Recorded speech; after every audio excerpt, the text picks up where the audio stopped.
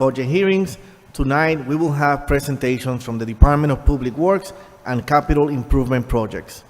My name is Councilman Amilcar Hernandez, and I am Chair of the Operations, Management, Budget, and Government Accountability Committee. This meeting is broadcasting live on HPA-TV's Xfinity Government Channel 96, Frontier Government Channel 6032. It will also be streamed via hpa-tv.org, the HPA-TV Facebook page, and HPA-TV Apple TV, Amazon TV, and Roku TV apps. It will also be made available on the HPA-TV YouTube page. I'd like to acknowledge everyone present here today. To my left, we have Councilman Gale.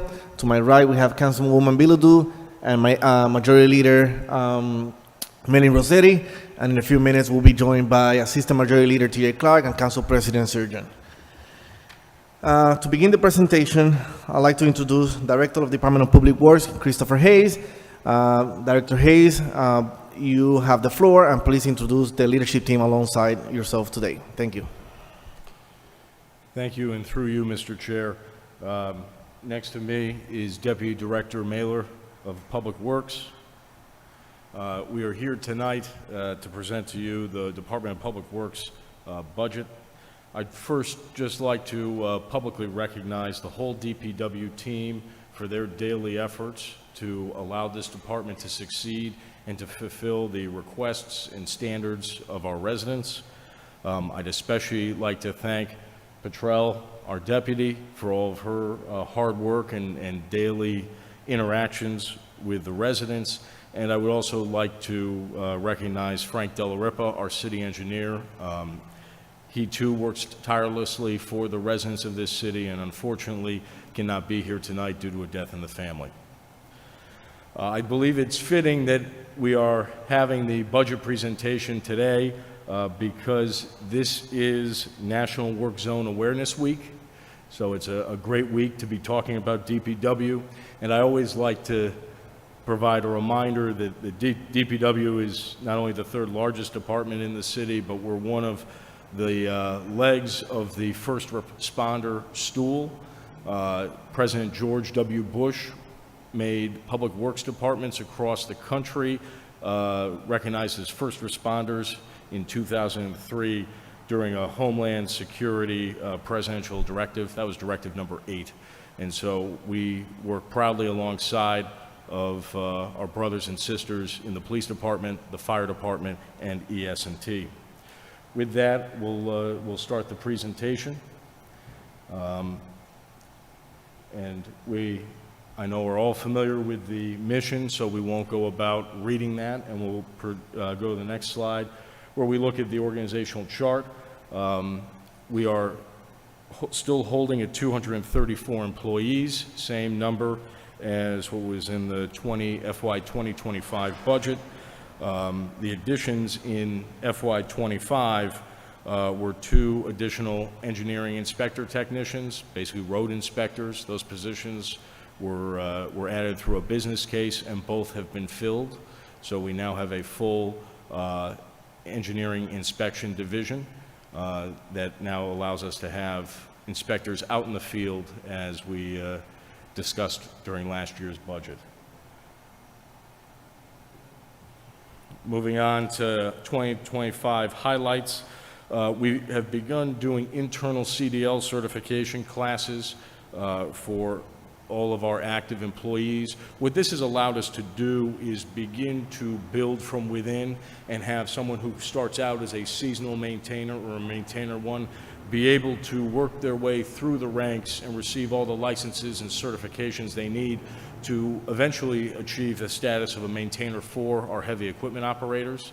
This now allows a track for someone to go from minimum wage to just about over $40 an hour.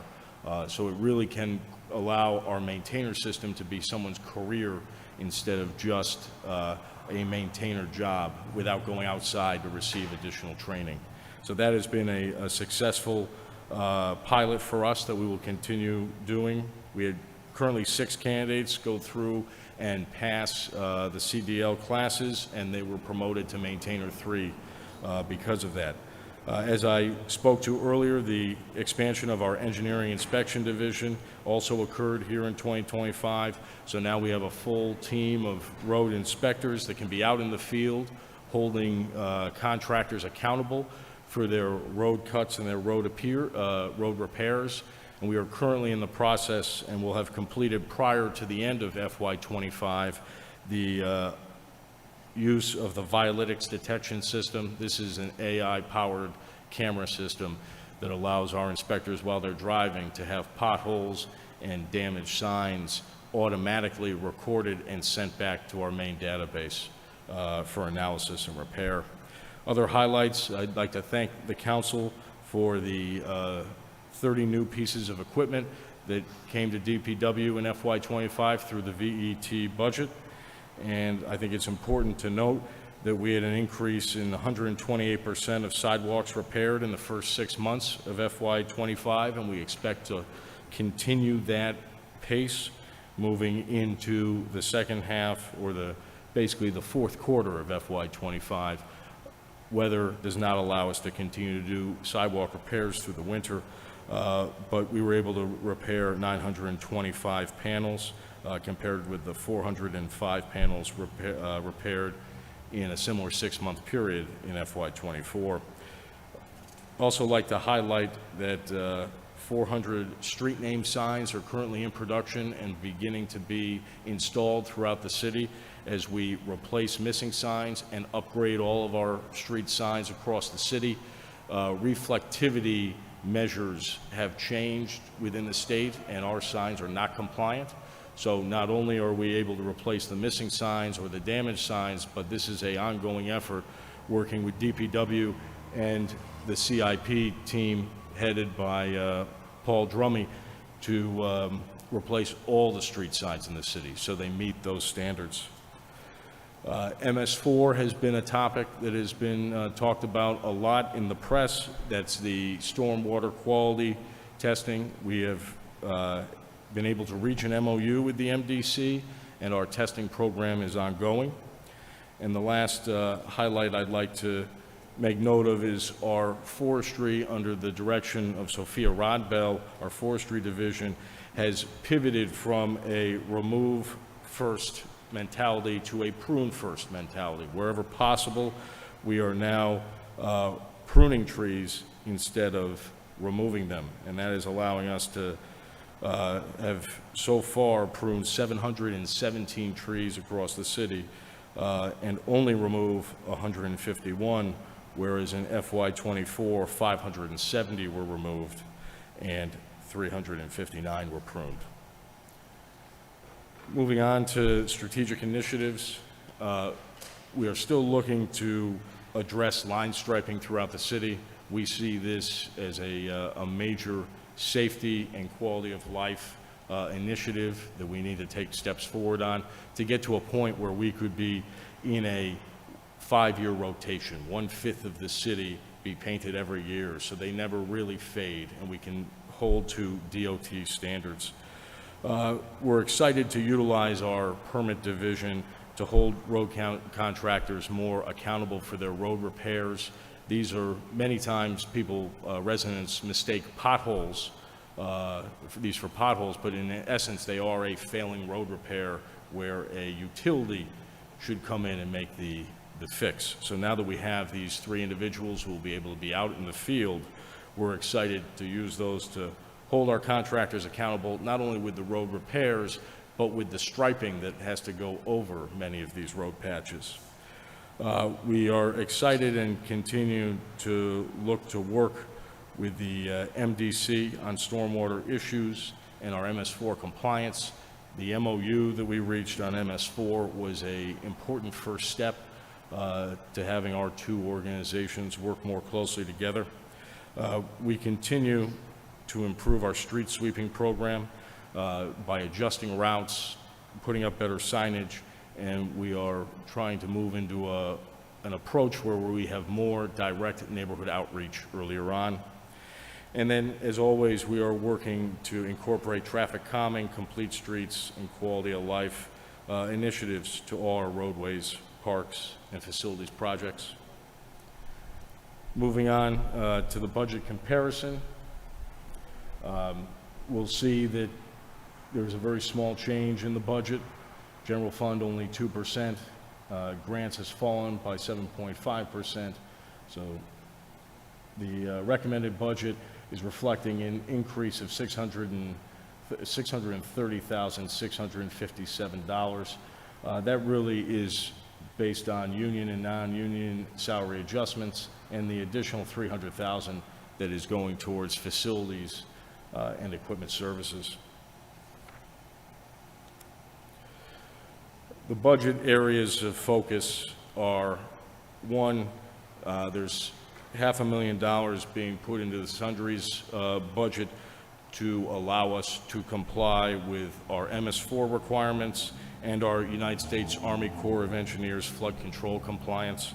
On top of that, in our general fund, we're seeing a $200,000 increase in the equipment services division. That is the fleet maintenance division. And that is because year over year, we're seeing a rise of cost when it comes to parts and when it comes to having to send trucks out for repair. And then another $100,000 being added to our facilities division to handle struck light poles, furnaces, all the large big ticket items that are in all of our facilities across the city that are aging and are in need of repair. If we look to the staff composition, 55% of our staff are City of Hartford residents, compared to 45 non-Hartford resident.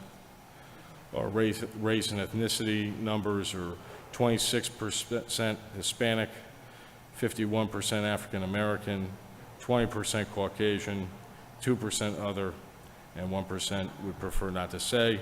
And our gender composition is 11% female and 89% male.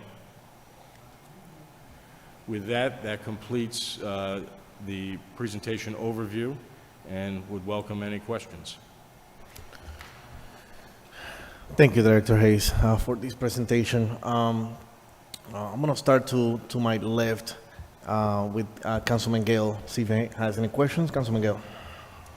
Yes, thank you, Mr. Chair. Thank you, Director, for the presentation.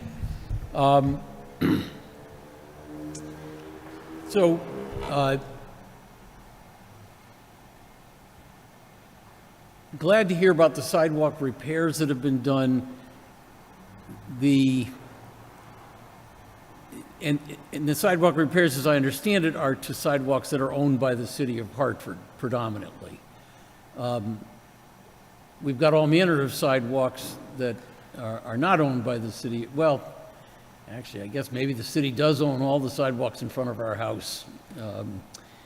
But I don't think those are the sidewalks you're referring to when you say they've been repaired. So I'm focusing on the sidewalk that's in front of like my house and my neighbor's house and those sidewalks. And it's always been my understanding that while the city owns it, the property owner is responsible for maintaining it, repairing it when the sidewalks get cracked or uneven, et cetera.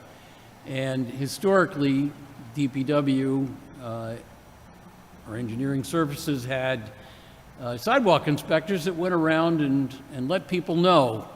If I'm not mistaken, it's actually allowed by statute that there can be a lien put on somebody's home. And I know that as a lawyer doing real estate closings, these liens were very effective, or I should say,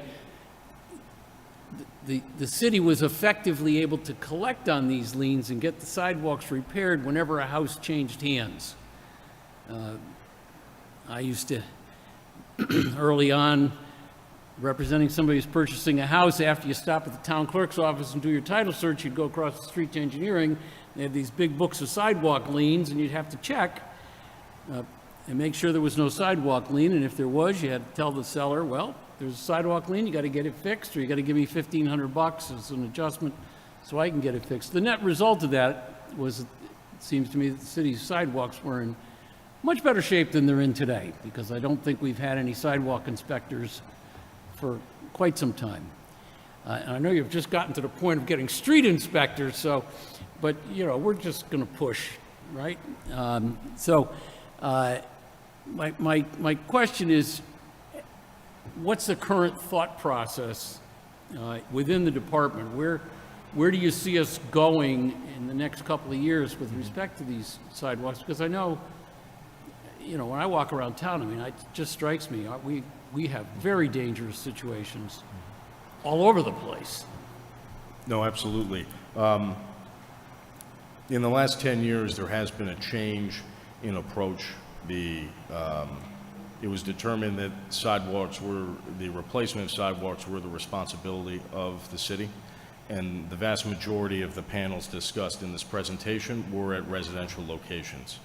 We currently, unfortunately, have over 1,000 requests for sidewalk repair, residential sidewalk repair across the city, and our team estimates that that's about $10 million worth of sidewalk work in 2025 dollars. So for us at this time, it is chipping away at that list as much as possible and dealing with the sidewalks that have been on the list the longest and the most dangerous.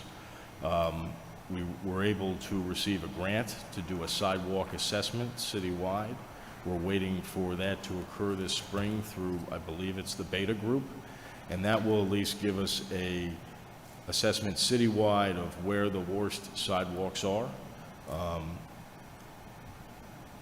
Long term, hopefully as the city's financial health improves and we begin to look at proposing to put bond dollars back towards road paving, the sidewalks will be a part of that discussion. Those are the major approaches that we're taking at this time, is getting the sidewalk assessment done, and then how can we find additional dollars to put towards these repairs, because if done correctly, we expect a sidewalk to last for 25 or 30 years. So we don't see a return to assessing the individual property owner for the repairs in front of their house. My understanding is it's been determined that the city cannot do that, and that the city is obligated to repair when possible. Thank you. You mentioned street sign replacement, and that's something that I know is talked here for many, many years. So thrilled to see that there's 400 signs ready to go. As I know some other council members will be thrilled to hear that. And you mentioned that we have to upgrade many of our existing signs. There are a couple of neighborhoods in Hartford that have sort of unique signs that were put up when, I forget whether they were designated as Rising Star neighborhoods or something. What's the plan for those particular signs? Are they just going to be returned now to standard street signs? The areas are being focused on at the moment are areas that have the standard street signs that are in major arteries or are missing. Discussions are ongoing between the Traffic Engineering Division and communities as to whether there will be any other special signs. Now, anytime there's a special sign, now you need a special replacement too. Right. So that is a concern of DPW. The Historic Commission has also written a letter to DPW asking that any historic districts have their street signs in brown, and that also is being analyzed by the Traffic Division. Don't take too long analyzing. We'd rather have a new sign than a lot of analysis. Absolutely. Thank you. Thank you, Mr. Chair. Council President Surgeon. Oh, please go right ahead, John. Chairperson, we don't want to pass you off. No, yeah, we're going to pass myself, yes. Good evening, Director. How are you? Good evening. Well, thank you. Good. It's lovely seeing you and your wonderful staff here again a year later. Congratulations. You've been there, what? This is your second budget. Is that correct? It is. Okay. And how did you find this year's budget in comparison to, you were just appointed in January, and by May, you had to talk to us about that budget. What have you done in a way, I see all your accomplishment, that were there before that was in process, and what you put in process for this year's budget?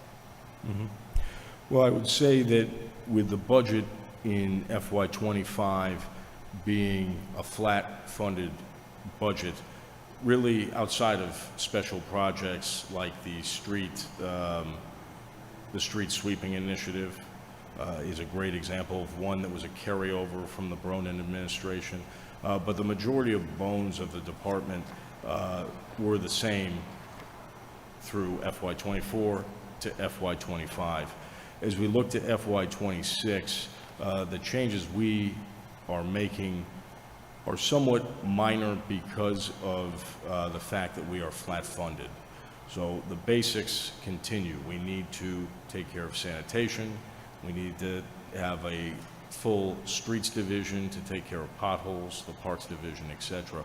Our focus has been filling the needs of each division staffing-wise. It has been a big push on equipment, which continues to improve, and then smaller initiatives.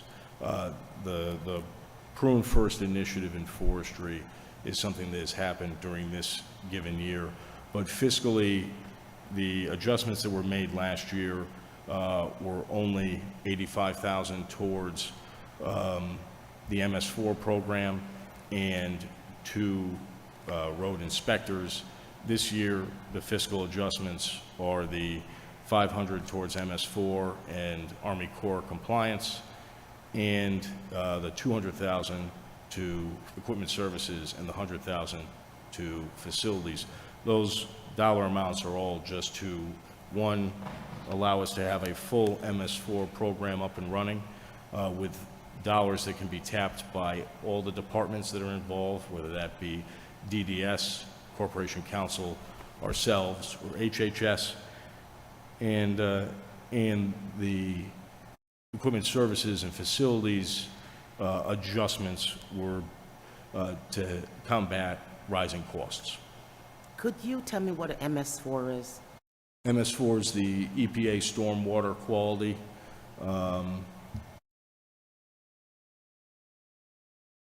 permit that we have through the DEP. That was the not only the permit, but then the negotiation in the MOU we have with the MDC. This is all around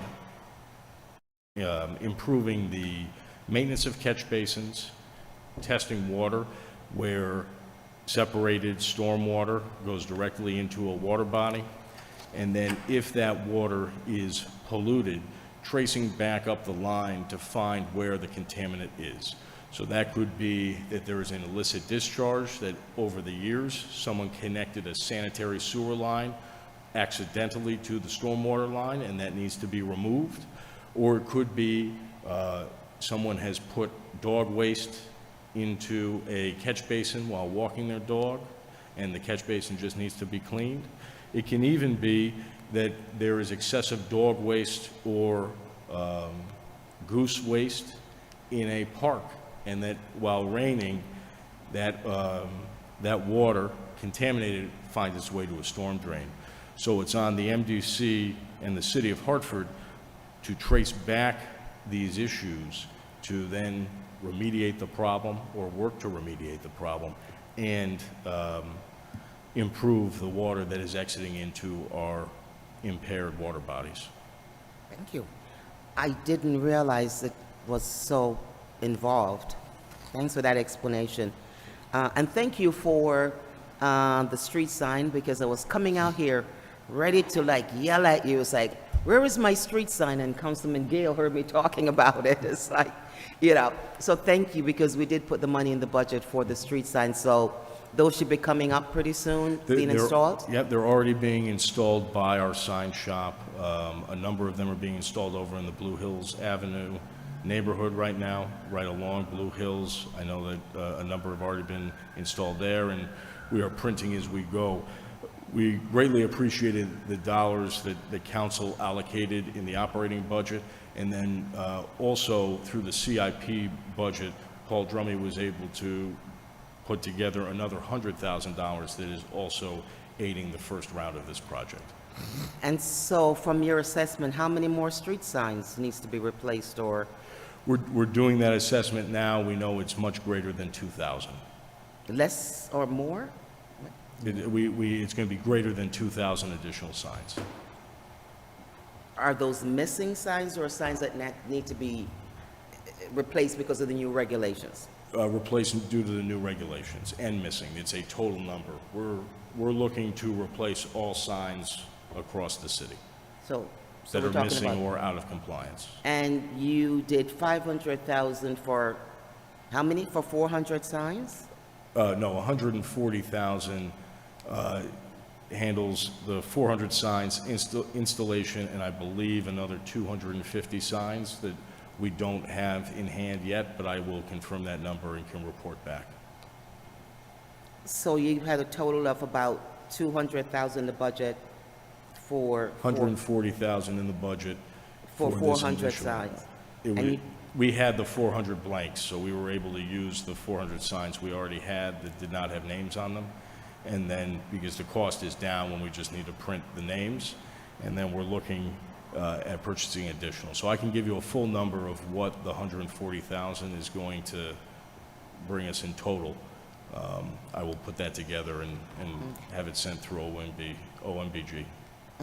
Just one last question before I pass it on. I was only limit 2 questions. We also put $1 million in the budget, I think 23 or 24, for, yeah, Yep. Yeah, and on page, I believe, page 4 of the presentation, that increase of 128% towards sidewalk repairs is where those dollars came from. Just over $500,000 was utilized to replace the 925 panels in the first half of FY25, and we will continue to use the remainder of the money now in this final quarter of FY25. okay, so pretty much the $1 million is gone. It will be by end of year or soon into FY26. I just have one last question. You said you had some equipment replaced. What was those equipment, and was that in this? Those were the 30 pieces through the VET list that the council approved. The who? The vehicle equipment and technology list that council approved. We can get you a list of all 30 items, but there were two six-wheel dump trucks, there were loaders, there were 7 F-450 crew cabs, there were 5 F-250s. We can get you a complete list, but this also included lawnmowers, both wing lawnmowers and zero turns.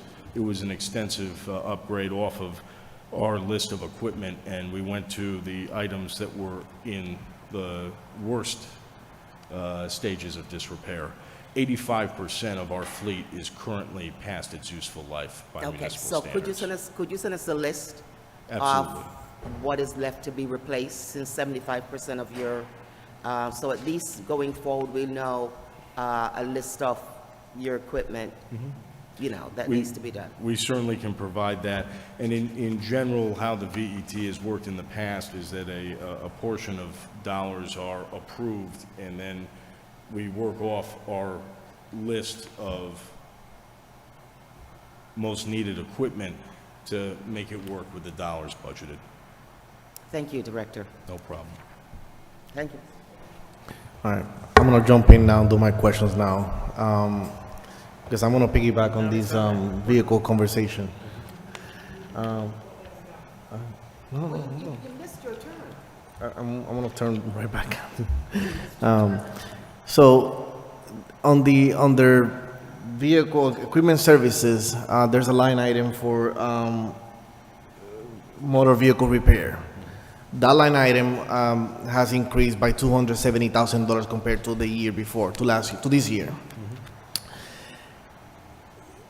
Can you talk to me about specifically that increase? What is that going to achieve? And I only ask because in previous years we've had a conversation not only with DPW but also with the police department about how much money we spend in repairs and how much money we spend on repairs for vehicles that are already exceeded their life according to the depreciation schedule and according to and I've seen a lot of those vehicles that have already exceeded by more than 100%, in expenses. So we could have probably purchased a vehicle by, with the same amount that we already spent in repairs. So it's gotten to that point, at least mostly with police vehicles. But I'm sure with DPW equipment, we have similar cases, maybe not to the extent as the police department. But can you talk to me about what's your vision about spending money in repairs versus acquiring new equipment, and at what point do you kind of evaluate where the cutoff is? Councilman, we are well past the cutoff.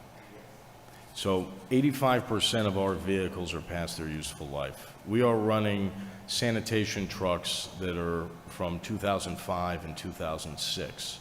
We are running snowplows that are 20 years old to clear our streets. We average breakdowns of the 32 snowplow, big 6 and 10 wheel dump trucks we currently own. 88% of those are past their useful life.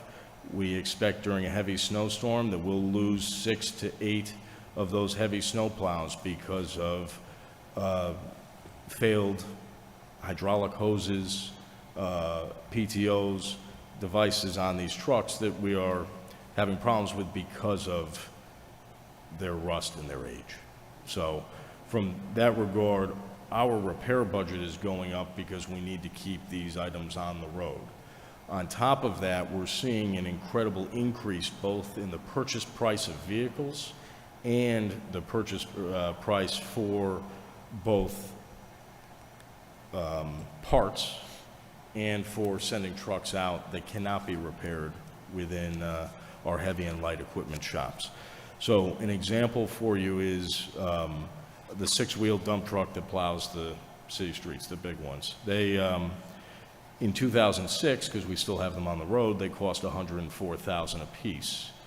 Currently, to purchase a new one in FY2026, it would cost us $270,000. So that is a challenge in and of itself. Replacing an engine, we had a 9-year-old rear load trash truck that just threw a rod through the engine. So that engine needs to be replaced. A compressed natural gas engine for a rear load trash truck that's 9 years old, the replacement cost with labor is $80,000. Unfortunately, that new trash truck is going to cost about $420,000 to replace. So those are the challenges that we're dealing with. Those dollars in the repair line budget are really just to help us keep pace, because ideally, in a perfect world, we'd be in a 10-year replacement program.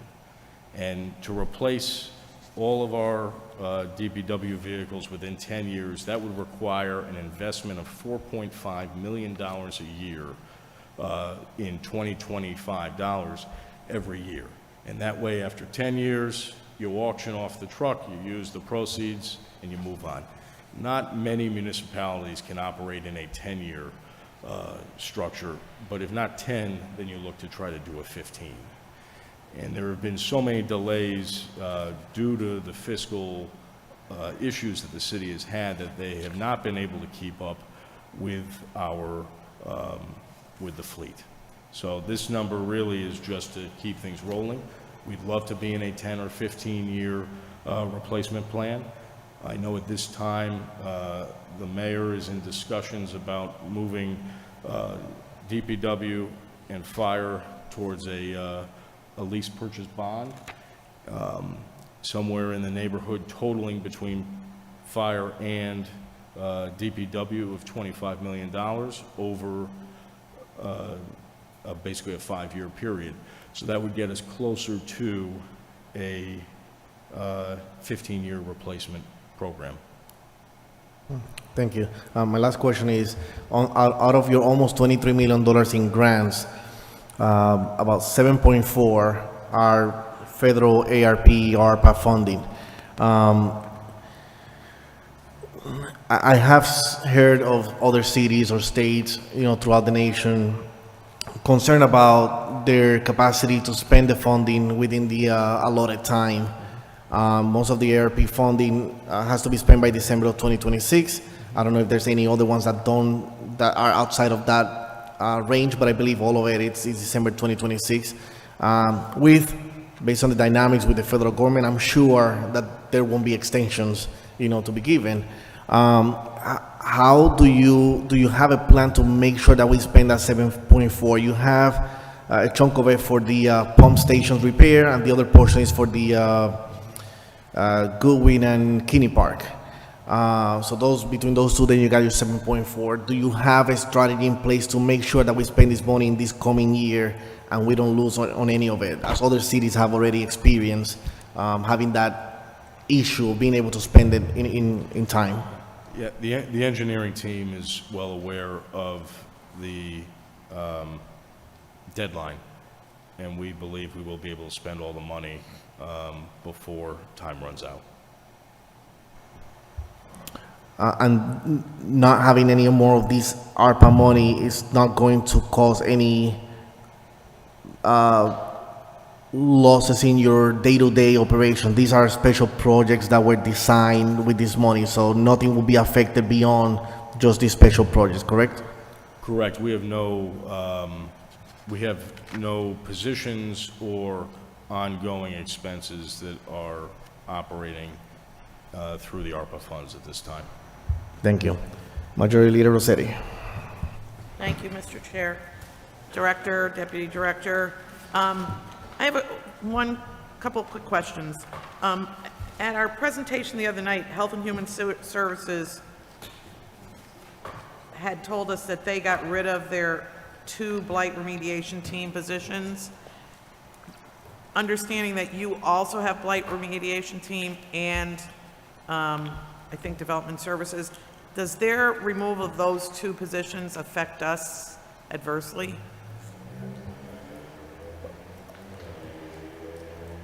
What I can say for sure is this, that our blight remediation team is different. I think it's a great name, but sometimes I feel like it creates confusion because they all have different roles. And our blight remediation team is the team that goes out to actually perform the cleanups wherever needed for homeless encampments. They also maintain 240 properties that the city owns through either city facilities or more often properties that the city takes through for the foreclosure process. So our team works more directly with the DDS blight remediation inspectors, and we wait to get what we call our packets or our marching orders from them. But I guess, separate, but do they complement each other? In other words, I'm worried that without those positions, the other positions they'll lack whatever that they brought to the table. They are a part of the inspection side up where DDS is. So I would assume that those concerns would be more in that portion of the remediation process. Once it gets to DPW, it's go forth and clean this area or maintain these properties. Okay, that's helpful. Let's talk trees. Please. Okay. So I'm looking at the book, 25-9. Actual 2024, removed 426, planted 195. Adopted 2025, removed 425, plant 600. Projected, remove 200, plant 250. Going in the right direction in a way. 2026, remove 200, plant 500. Will we realistically be able to plant 500? And if there were more money, whether we have it somewhere else or we receive it, are you in the position to have the staffing to have a 1, 2, 3-year plan on a, what, for a better word, vigorous planting schedule? So a few points to that. First, I think the Prune First initiative we've taken really impacts the tree planting side even more, because it's never a one-for-one, because most of the trees that we're removing are 30 or 40 inches in diameter, and how we measure the need of trees is by diameter inch. So if you remove a 40-inch tree, we would then expect that you would need 10 4-inch diameter saplings to be able to compensate for that 40-inch tree. So that, I think, is an important piece to note. In general, we are not planting with our staff very much. Most of the planting is done through our on-call planting contractor. If we were to receive more dollars, we would be able to plant as many trees as necessary. I believe that 500 number is achievable. It will include both public and private plantings through the USDA IRA grant. I'm told, and I may not be correct, I'm often not, that if we did it in-house, it is less expensive than if we, I don't know, outsourced it for, contracted it. Is that so? Generally speaking, yes. I would say where it gets a little iffy is you also need the staff to be able to properly water the trees. And when you have an outside contractor plant the trees, it also comes with a guarantee that if it dies within X number of years, that's usually a 1 or 2 year guarantee that they will replace the dead tree free of charge. So you're saying you think we can meet the 500 in 2026? That's my understanding, utilizing the IRA grant, and that includes those trees that will be planted on private property. And can I have one last question, Mr. Chair?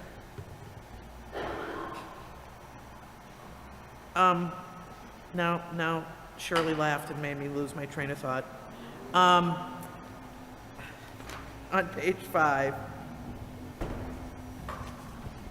on page 6, when you say in your presentation, to hold contractors on road repairs accountable, which we all know drives us all crazy. You know, you do something. What does that mean? How do you hold them accountable? Sure, we have language in our ordinances, and there are state statutes that have contractors, they're required to maintain minimum standards of a temporary patch, and then once they do a permanent patch, it has to be maintained for a number of years after. The issue the city has fallen into historically is without any inspectors out in the field, we have to wait for a complaint, or we have to hope that the contractor is an honest contractor and follows the minimum standards. By now having these 3 inspectors being able to be out in the field, we expect them to proactively be, okay, this patch is failing, I know this was a XYZ patch, we need to call Bob's Contracting because they were the ones that are required to handle that patch. And a little more specifically, not to get in the weeds, but how we are approaching the permit division is a lot like how we approach our solid waste inspectors. Our 3 inspectors for the permit office for these road patches, each have a section of the city. And with that, we want them to be familiar with the roads, the neighborhoods, the contractors. We want a contractor who's working for Eversource on Washington to know they're going to see Don, and they'll see Don again. And who's going to call him? But it's going to be Don. It's not going to be nobody else. It's not going to be we're going to run and hide. So that is how we're planning on holding them accountable. And we see in our surrounding towns, these contractors, for the most part, do the work they're supposed to do, I believe, because they know there's oversight. So that's really certainly holding them accountable, but as they start to see that there'll be follow-up, that it will be more of the norm that you won't have to follow up. Correct. We would expect that the patches would be done to a higher standard to begin with. Okay. Thank you, Mr. Chair. Thank you. Assistant Majority Leader Clark. Thank you, Mr. Chair. Mr. Director, thank you for your presentation. Regarding traffic calming, what's the plan for this upcoming fiscal year? And I don't want to call them devices, the contraptions, the little white things that pop up. Actually, they're now a little lower. They're black, I've seen. Is that what we're going to be seeing for other traffic calming measures in place here in the Yes. city? Generally speaking, that will be what we're going to see. I think what's important about these traffic calming initiatives is whether they're white posts, they're short black posts, they're yellow, they're whatever they are, these are all temporary measures. The idea being that they can be maintained, that we can see if they work or do not work, and then the long-term goal would be that they're replaced, with permanent infrastructure, like raised curb bump out to shorten crosswalks, for example, or a traffic island instead of a island of small posts. And what we're trying to achieve through our traffic engineering division here is slow cars down, make it a safer city for our pedestrians, for our cyclists, and then as time goes on and the money allows, to go to more permanent infrastructure. It also allows us to change things fairly cost effectively if there isn't if there is either a public outcry for a change, or we find that the device does not do what it is intended to do, we can take it out at a low cost. Thank you. Because in my travel across the country, I have seen these type of measures put in place, so it's not foreign to just Hartford. But my travel around the city, I've seen where cars inappropriately damage those things. Is the cost to repair them or to replace them, is it an enormous cost? It is not an enormous cost. The challenge to date has been that all traffic calming devices are maintained by our sign shop. Up until about 3 months ago, we only had 2 individuals in the sign shop, and so their responsibilities were all street signs and markings, and now all traffic calming devices in the city. In the past few months, we've added 2 additional staff by reallocating vacant positions to allow there now to be 4 individuals in that sign shop. Philadelphia, for an example, they have 8 people in their sign shop to maintain the traffic calming devices and the street signs throughout the city. So we are on our way to getting to a fully staffed team. Thank you. I would love to see them back in Blue Hills. They did help. And speeding is back up, so definitely would love to see them back. Hopefully it's within your budget. Since you mentioned street signs, I see the new signs. They look very good. I'm not sure if any of my colleagues have seen them, but they have a nice touch to let people know that this is Hartford, and it looks great. In your budget, do you have any plans on doing seasonal temps again? Every year we have seasonal positions. We have 3 that are open right now, and we will begin interviews shortly, I believe within the next 3 weeks. Okay. And that's for FY25, and then we expect to utilize more as we move into FY26. Okay. And my closing question is, what's on your wish list?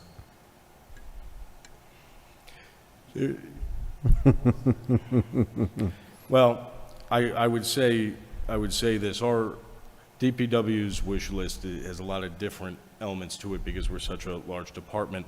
For me, I think equipment is very important because that is a real morale boost for the team. Our blight remediation team had not seen a new piece of equipment ever since they were created in 2012 until this fiscal year, when they received their first truck with air conditioning and their first new tool cat. So there's that piece. From a resident quality of life perspective, more money for street signs and helping to fund a 5-year line striping program that would allow our streets to just be better marked, for there never to be a missing stop line or a missing crosswalk or a worn out crosswalk, I think could do a lot to just improve the day-to-day for our residents in the city, both driving and pedestrians. Do me a favor, can you send me that list, please, with the monetary value attached to it? And I just want to say that you have some phenomenal staff that work under your leadership. I've worked with many of them over the course of my tenure here, and you have managed one of the biggest departments in the city, but it speaks to your leadership about the staff that continues to come and do day-to-day operations day in and day out. And I just want to applaud you for your leadership and for your staff too. There's some of them that are behind you and next to you, because that one next to you, she is a phenomenal rock star. You don't need to tell me about the deputy here, and I would say applaud the staff. Yeah. Don't applaud me. Thank you, sir. Thank you, Mr. Chair. Thank you. Councilwoman Bilodeau. Thank you very much for your presentation, and thank you to you and your team for all the good work you do, and of course, always fielding all my questions and concerns. I really appreciate that. So my first question would be around waste and recycling. I see our numbers are very low for recycling. Are there any programs that are proposed for, say, pilot programs for maybe food waste, or any programs related to either of these subject areas? Yeah, so two important things to note on that. We understand the importance to begin to divert food scraps, and the first step to allow us to do that was to get a line in the collective bargaining agreement with 1716 that would allow a third party to be able to pick up food scrap waste. This was included in the CBA that the AFSCME 1716 adopted. So now we can begin to explore the ways to start to do a food scrap waste diversion program. We know that we do not have the equipment or the staff currently to do it in-house, and there are a number of experts around the Northeast region who are working on these diversion programs. We also are in talks with the town of West Hartford and the city of Middletown to see how their pilot programs have gone. They've learned a lot through the process. They've had incredible challenges with pay to throw as a program, and their food scrap diversion has had mixed results. When it comes to recycling, we're currently working with the Corporation Counsel Office to confirm that there is a way for us to begin a citation program for contaminated recycling. One of the reasons our recycling numbers are so low is because so much of our recycling is contaminated, where people add trash into them at amounts that cause full recycling loads to be rejected and for the city to receive a fine. So we are working on finalizing an appeal process, but the intent of DPW is to begin an education using our solid waste inspectors, where the truck will alert a solid waste inspector what block had the most contamination. They will go out and start with literature and education about what can be recycled and what cannot. If that is not followed and there's a second contamination in a short period of time, that will be followed by a warning. And then a third and final time would actually include levying a fine. We see between $7,000 and $12,000 a month of contamination fines levied against the city currently. So it is a very serious and important matter for us to resolve. Thank you very much. And last question, talked about line markings and such. Is there any plan for remarking the speed bumps throughout the city? A lot of those have faded out or just have no markings at all, hard to see. Yeah, so that is, again, a part of the dream to get the 5-year road striping program in place. In the short term, we are purchasing an epoxy line striper for our sign shop to be able to use. They won't be able to line full streets, but they will be able to go out and line a missing stop bar or the chevrons on a speed bump that's particularly faded or missing. Excellent. Thank you so much. Councilwoman Rosado sends her apology. She's in a very loud place, but she did send this question. She'd like to know what's your backlog on the sidewalk repairs, meaning how many more, and we touched on this a little bit earlier, how many more sidewalk repairs? You did mention 1,000 requests. Do we know how many panels that equals to? And then how much funding was allocated in this coming year specifically for sidewalk repair?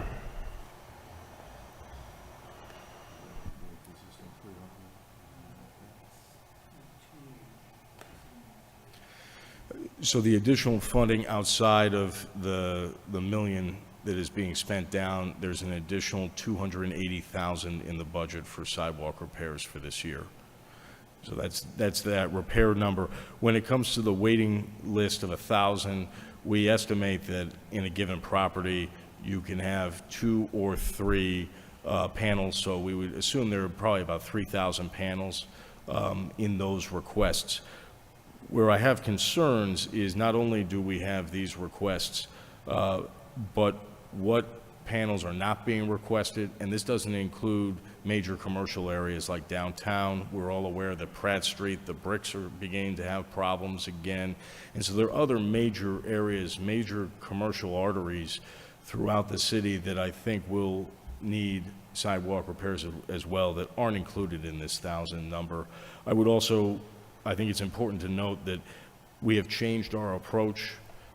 In previous years, we were taking sidewalks and we'd find the worst street and replace all the panels on a given street.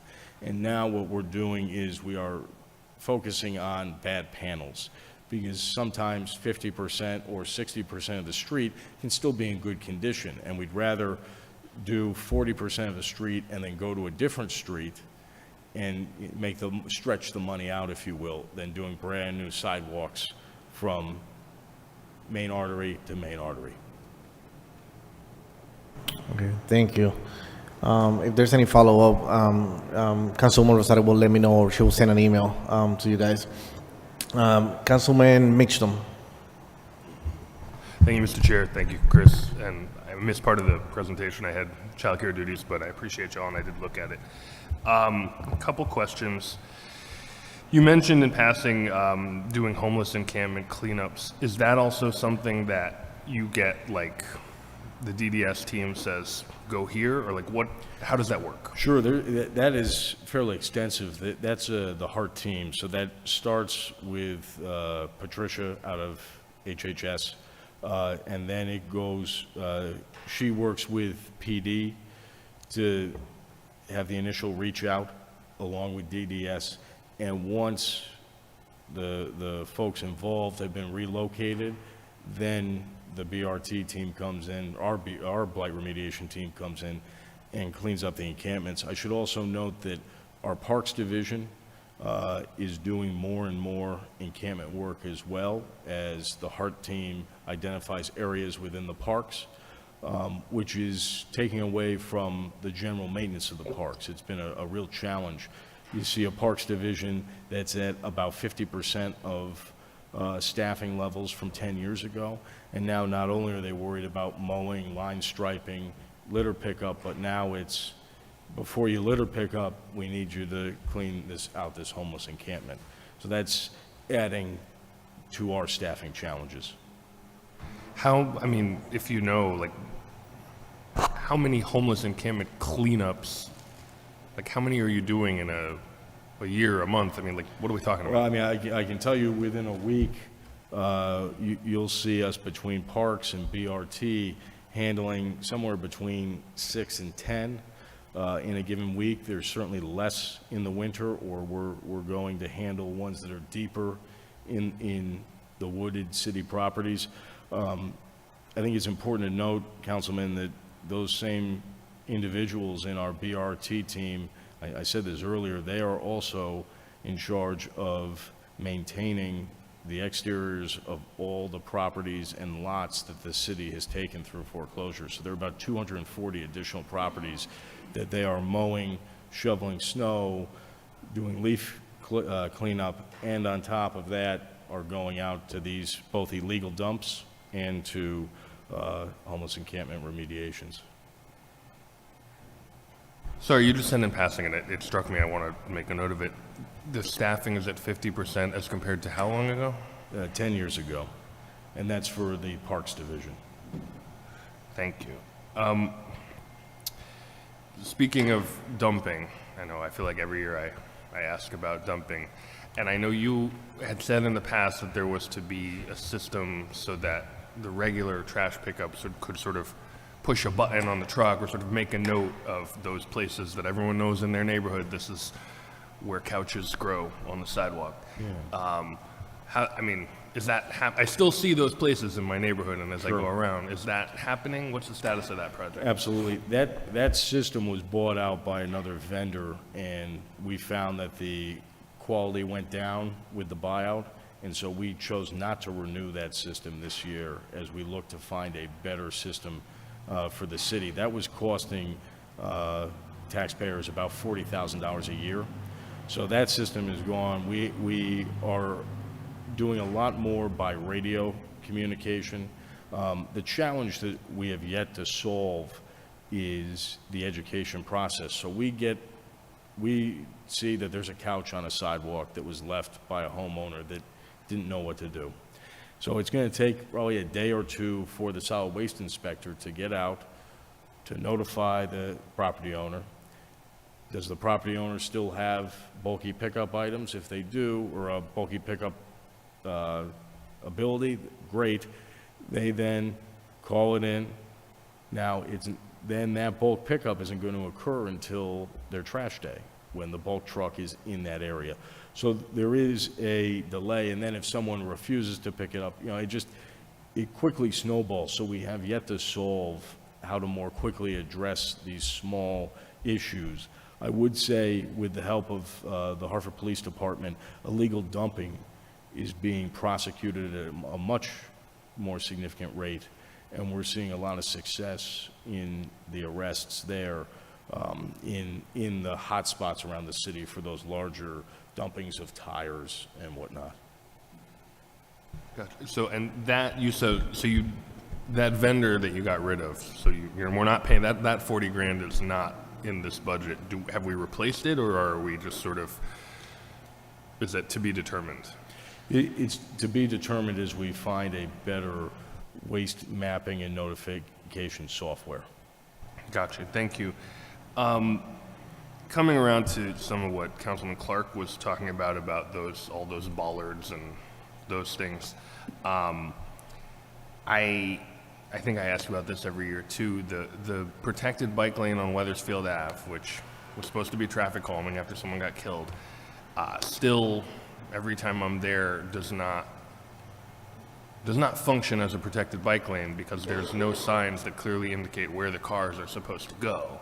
So they just, instead of having just the place by the curb, now they have a bike lane and a place by the curb, and they just park any which way. So, I'm glad we ever did that. It seemed like a good thing in response to a tragedy, but now it's just, I don't understand, what, should we give up? Are we going to make signs, or how do we do this? I know part of it is enforcement, but... Sure, I believe after our discussion last year, I believe 4 signs were put up. They obviously aren't being effective. So I should ask Director Turlow about this when she's... Well, if enforcement is the answer, then yes, I would say that would be an HPA question, a parking authority question.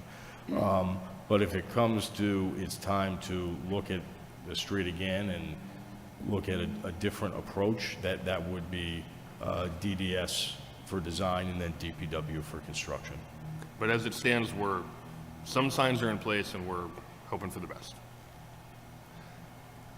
Which is, I know you're not in enforcement. I'm not trying to bust your chops about that. It's just my thing. Well, so another question, there was great healing cry. The city stopped enforcing bike lane parking regulations during the course of this year because of complaints about the bike lane on Scion, which I know you were involved, you knew about that. And there was a request to make the bike lane go up on the hill or onto the median, and is that budgeted for? Whatever became of that? No, that would be a capital project.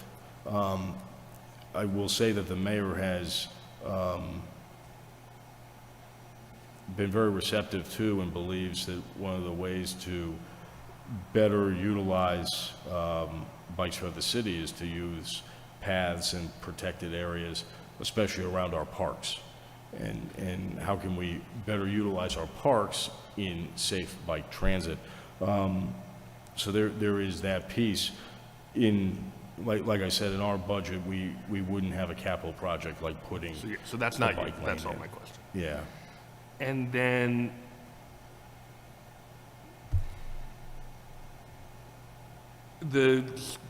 and forgive me, I have a feeling I missed this when I was coming in. The street signs, the making more street signs, where are we in that? You talked about a 5-year plan, and what's the status of that? Sure, I'm sorry there if are 400 signs that are currently being produced between the $40,000 that was allocated last year and an additional $100,000 in the CIP budget. We are in the process of updating as many signs as possible in FY25 and FY26. I'm going to be sending back out a report with what the $140,000 will do city-wise. Reflectivity is an issue, so we are looking to replace all signs throughout the city, not just missing signs. The initial signs that have gone up have been in the Blue Hills neighborhood, the ones Councilman Clark referenced earlier. And my last thing, and I actually just meant to mention this to you privately, but I'll say it. The parking signs that are connected to trash collection that have the QR code on them, the QR code frequently, maybe it's just my phone, but my phone isn't even that old. It's got the bolt in the middle and it's kind of far away. I find it often very hard to actually get my phone to get that to work. So, just my 2 cents. Thank you. Okay, we'll look into it. Thank you. And to close us out for the evening or for this presentation, one last burning question by Assistant Majority Leader Clark. And Council President. Well, mine is going to be brief. This question is regarding from one of the residents. They want to know, is there any possibility of coordinating a Gantt timeline chart that shows road projects for all utilities and contractors digging up Hartford streets that can be prepared for the public view? We can look into that. That would be an extensive list, and not all of our utility contractors are required to pull permits. Anytime they're doing emergency work, they do not have to pull permits, and I do not believe the MDC or CNG have to pull permits for routine maintenance within their right-of-way. Because it's a public utility? Okay.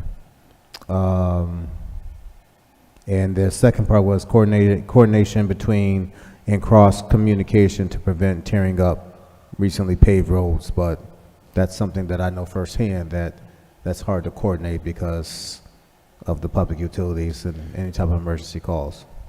Absolutely. What I will say is that every year we send our preferred paving list to all of the utility companies and their subcontractors, and we have multiple meetings to make sure that they do not have a project that's about to begin, or they don't have a planned project, I believe, in the next 3 years, because we don't want to see newly paved roads torn up. Right. There is a procedure if a road is torn up within the first 3 years. There is a higher level of restoration that requires a laser, I believe it's called a laser seamless patch, and that is part of what we expect our road inspectors to enforce moving forward.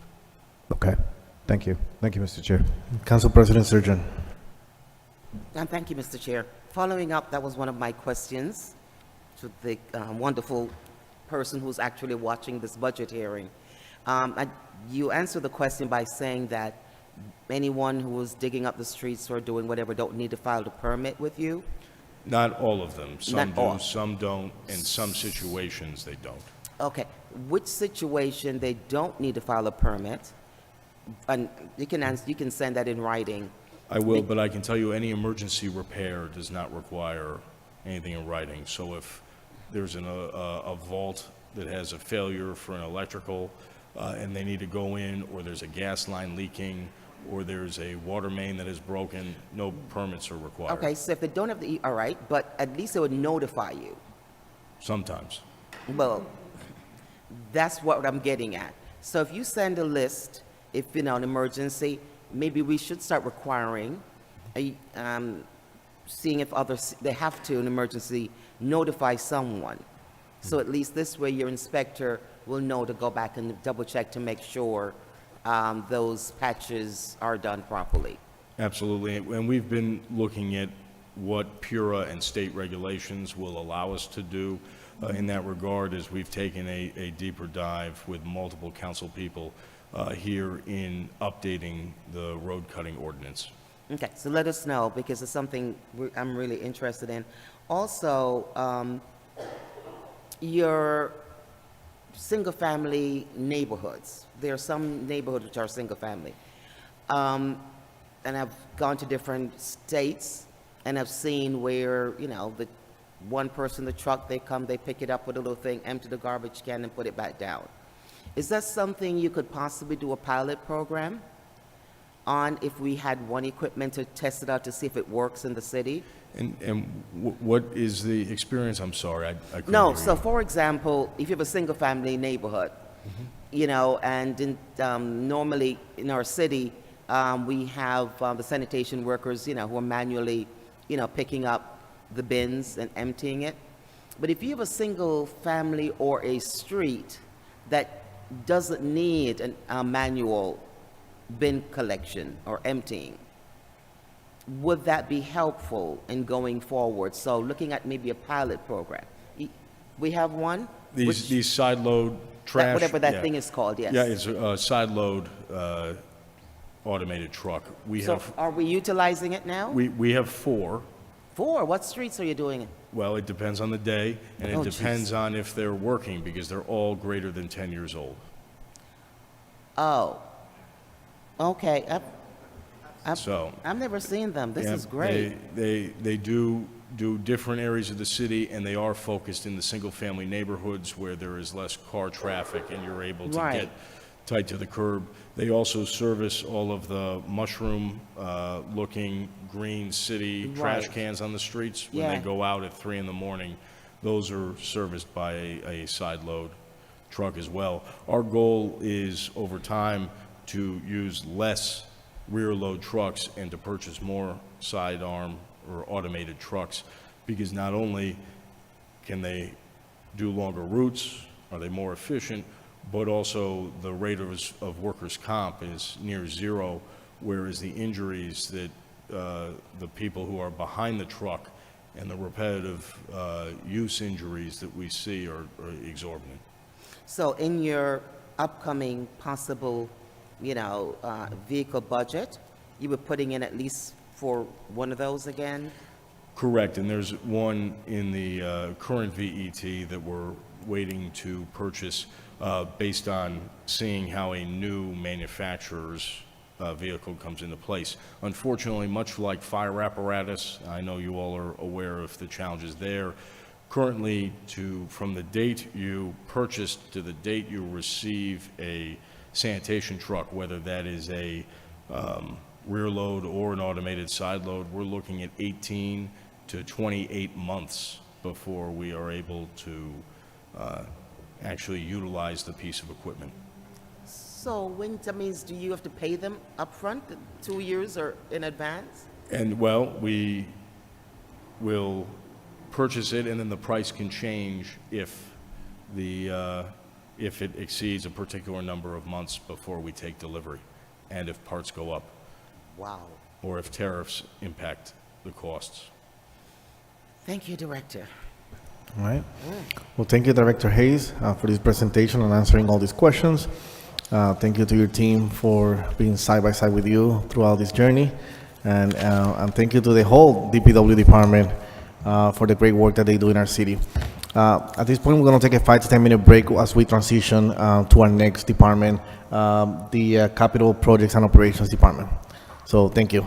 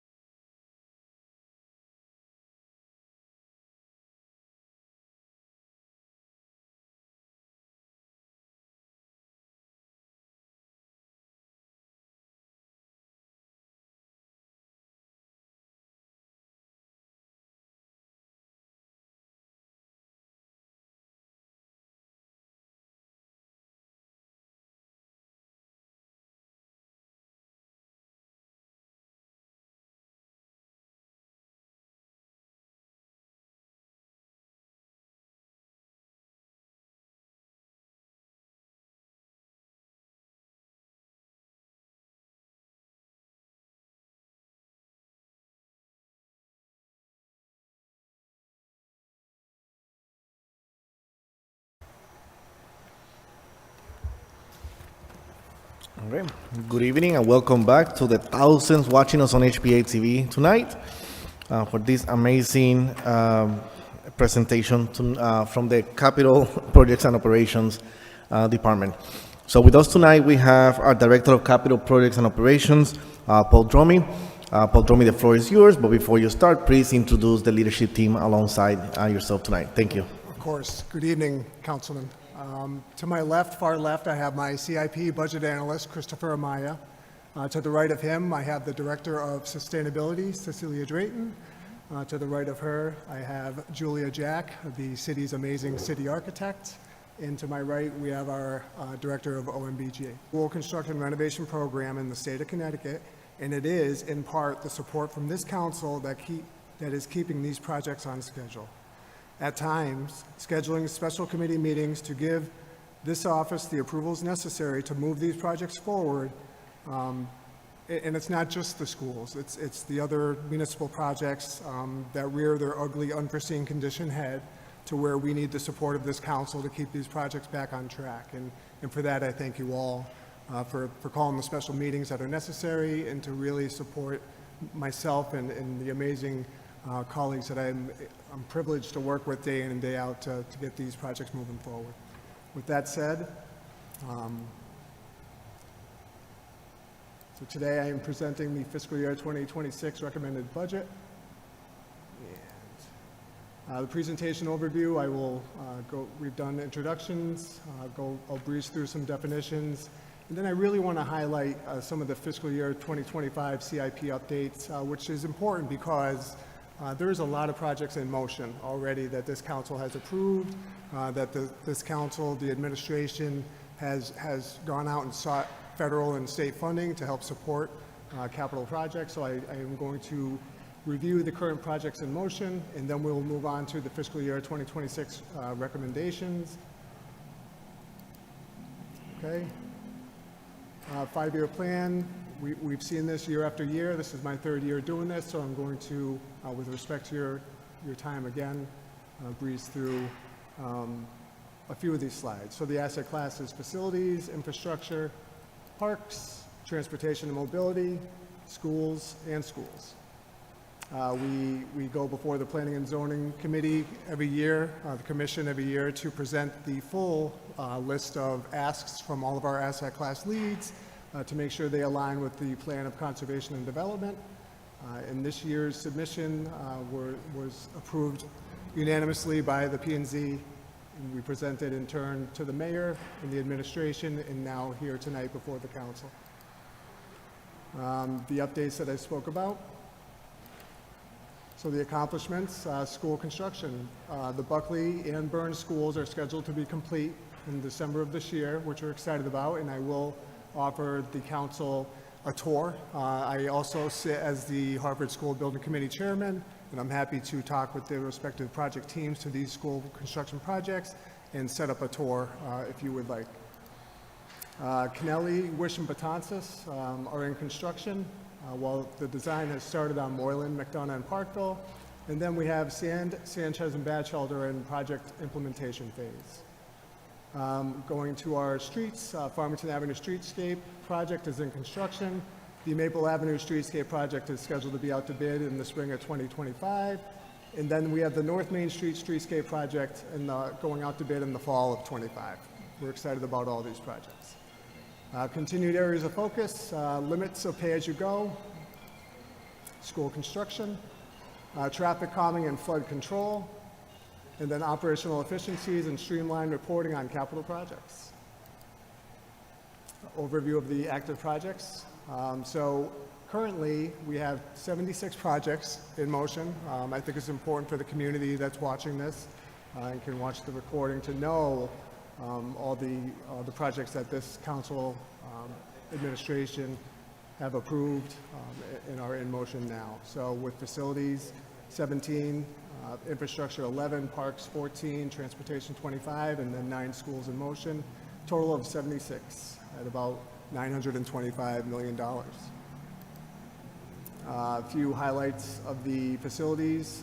We finished up the 50 Williams elevator renovation. Asylum Hill Station is moving forward. I will pause here for a moment to thank Council President Surgeon. We met with her, the administration, and Hartford Fire Department to see if we were making the right decision on the renovation project on the corner of Niles and Sigourney. Bids came in last year. When I came before this council last year, we were preparing to go out to bid for this project. The bids came in at about $6 million for what's really a small postage stamp lot in a 100-year-old fire station that, so the thought was from my office, could we do more for that same amount of money by using city-owned land and building new? So that proposal was brought to key stakeholders in the new location that we're proposing to build a new home for the Asylum Hill Engine 5 company is on the corner of Homestead and Sigourney. We have a blue light lot there. We've gone through the motions, spoke with the planning division. So all the boxes are getting checked, and now we're in. So that's a current project that I'm showing you now, but it's also a fiscal year 26 ask for this council. That's a major highlight of the projects that are going on now from facilities. Infrastructure. So I did want to point out here, you spoke in the DPW presentation about sidewalks. So if you can see, city sidewalks, out of the 2.4 we had budgeted for sidewalks. We have about 1.7 committed, and there's $675,000 remaining for sidewalk repair. It's a highlight of the infrastructure. Parks, a lot going on in the parks. Julia Jack is the asset class lead on that. Her and her team do an amazing job reaching out to all the parks groups, the commissions, meeting with them weekly, monthly, to keep the pulse on what the community wants in their parks. And transportation. As you can see, all the efforts for traffic calming.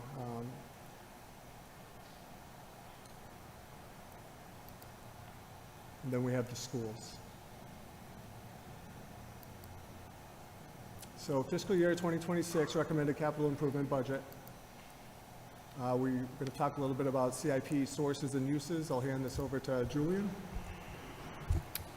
Thank you.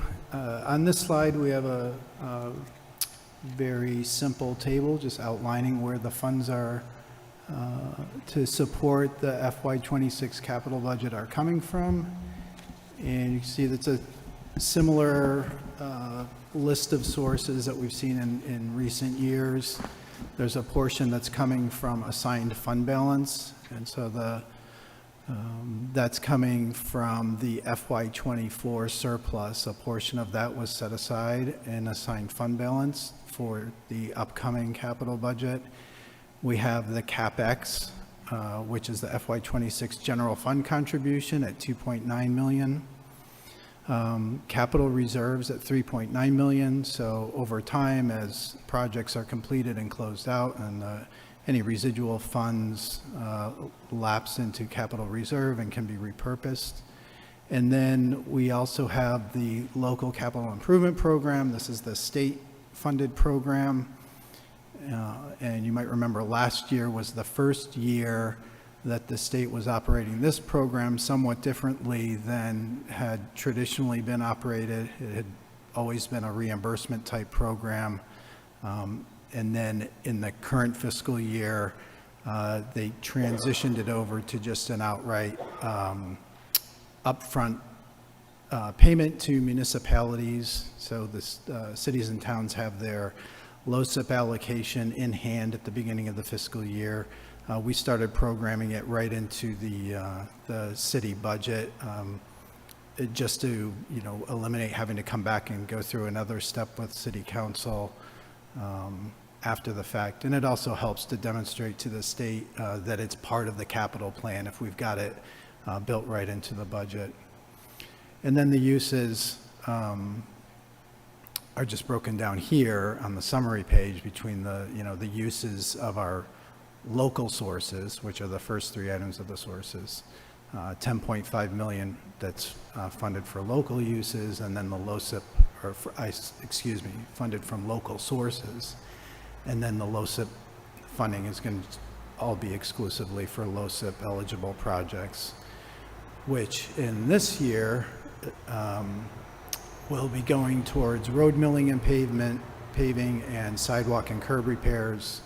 So the 280,000, I think it's actually 279,000, but the roughly 280,000 that was referenced in the prior budget workshop for sidewalks is coming from low CIP in FY26. So that's an overview of where the funds are coming from, and I'll turn it back to Paul. Thank you, Julian. Appreciate you. All right, so fiscal year 26 funding request summary table.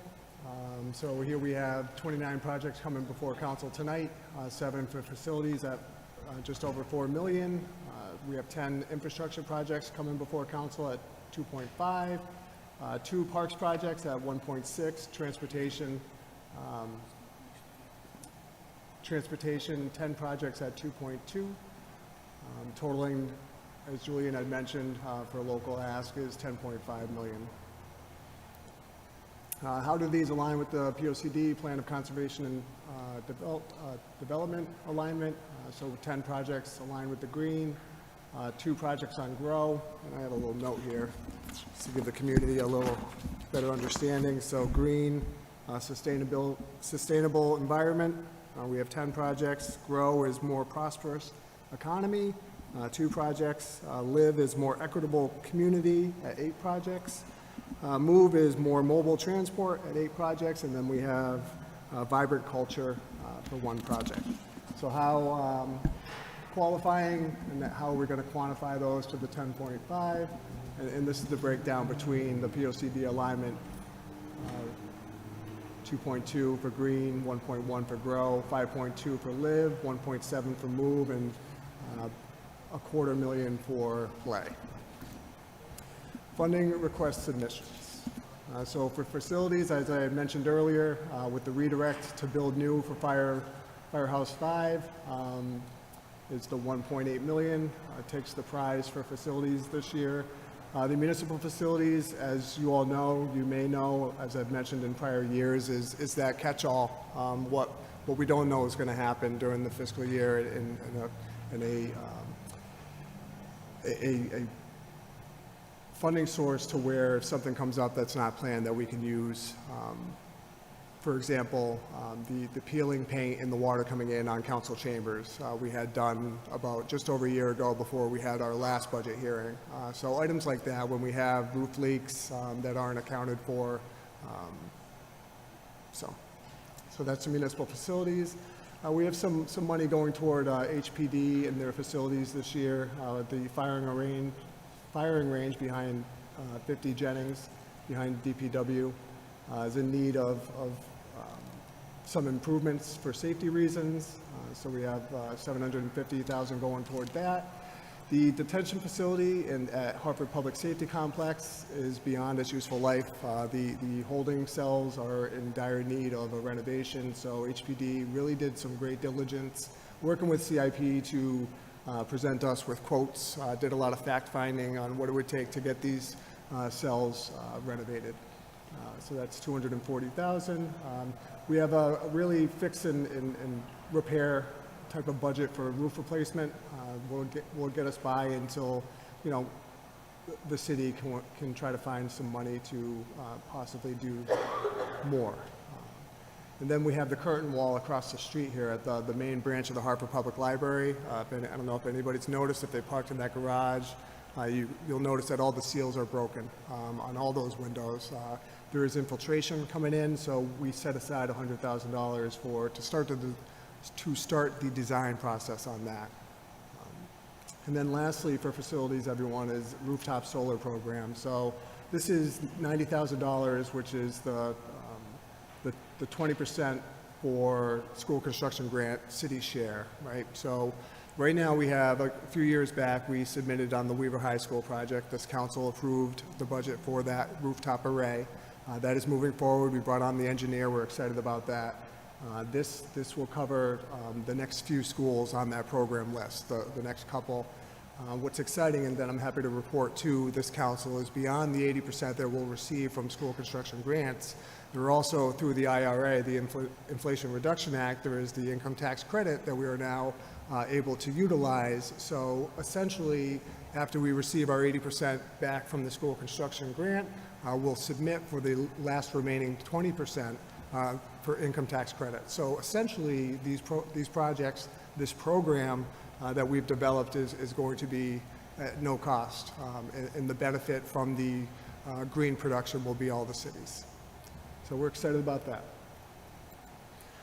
And this is just so this is a picture of Canton Collinsville's new fire station. So this cost them around $6 million. The bids that came in for Engine 5, and I'm sure all you know how small that building is, came in at $6 million. Total project cost, that's soft and hard costs. So the thought right off the bat before I met with Council President and the administration was, can we utilize our money better by building new? And the consensus was yes. So we're working toward working with Hartford Fire and what a new building would look like. But I just wanted to show what kind of led us on this path of entertaining building new versus renovating these 100-year-old beautiful brownstone firehouses, but well beyond their useful lives. They do not align with the gender separation that fire departments require nowadays. So this, to me, in our opinion, is the right move to move forward, the city forward. All right, next asset class, everyone, is infrastructure. We own a pretty substantial flood system. We live along the Connecticut River, and we need to keep our city dry and do those measures that are necessary to do so. A few more for design. The next steps to do such after we are now SWIFT compliant, fully funded for the SWIFT program. These are the next in line of what we need to do to make sure that we keep up with all that needs to be done with our flood system. And that's the first two. So we have the pump station improvement design on that, and then we have another tow drain replacement project design.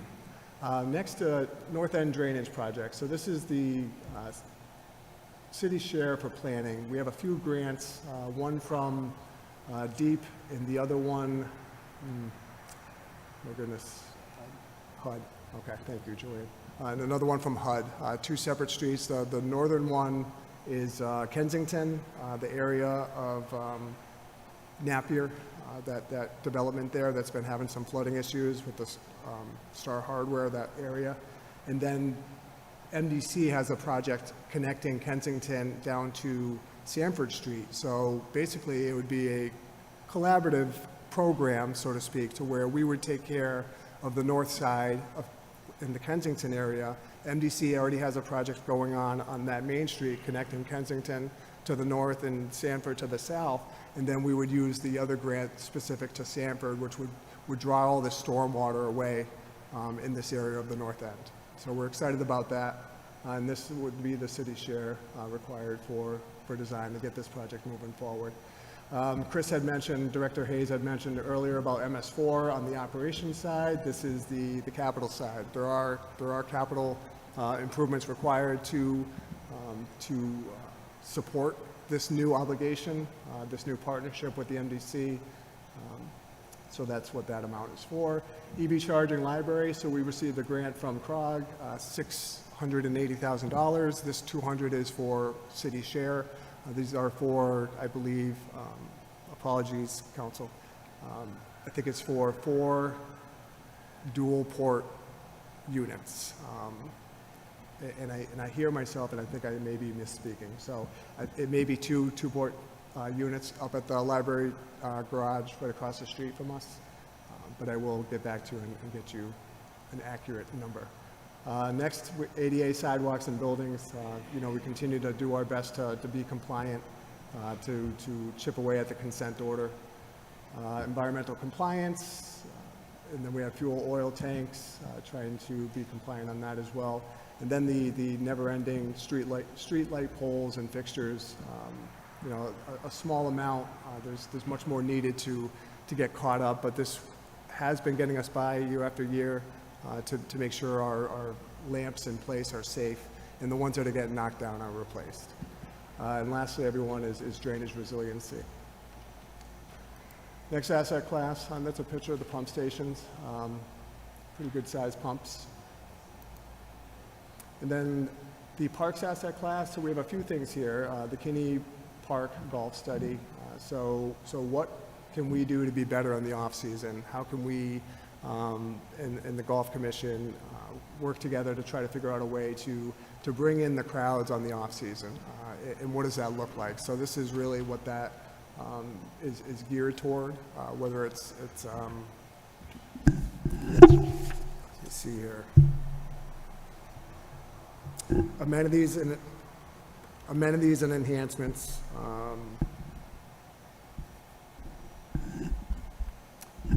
I will send the council some more information on what specifically the commission is looking to do with that money.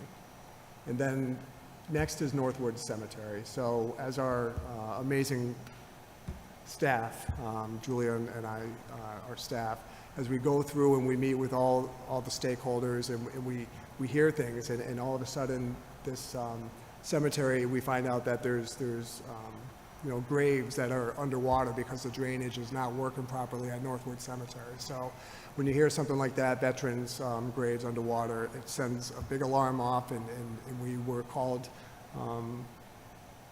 to duty, right, to get this taken care of, and that's what this is about. This is the city's share to get the drainage in these graves for our brave men and women kept dry. All right. And there's a little picture of Northwood Cemetery. Last asset class, everyone, is transportation, and you can see here traffic calming. You have the Vision Zero, various neighborhoods, traffic calming West End, Asylum Ave road diet. We have Arrowhead public space redesign, bicycle and pedestrian safety improvements, diverters, slow streets on Hampton Street. So this is, I will say, I'll pause here for a moment because Councilman Clark had mentioned the delineators, the temporary measures that we put in place to see if it works before you invest on permanent structures. The Hampton Street model, the pilot, worked, right? And it really, it's a case example of the success of these pilot programs to make sure that we're investing on permanent infrastructure properly by doing these pilot programs. So this is for the permanent, getting rid of the temporary diverters and putting in permanent structures for Hampton Street. Try to intersection improvements, we're trying to figure out, we have figured out a better flow of traffic working with AECom on the whole Trident, coming down Asylum, Farmington, into that area, Broad Street. It's problematic, and this is for construction to put up, traffic signal changes to make greens longer, reds shorter, and then certain directional arrows. So this is really topical line striping, redirection, and then some signal pattern changes. And then lastly, we have Slow Streets, Blue Hills, which I'm sure Councilman would have liked to hear. He had mentioned earlier in the DPW presentation. And every year, this is my third year doing this, and I've always kept this in because it's important, right? Traffic calming as the spotlight for transportation. So what's next?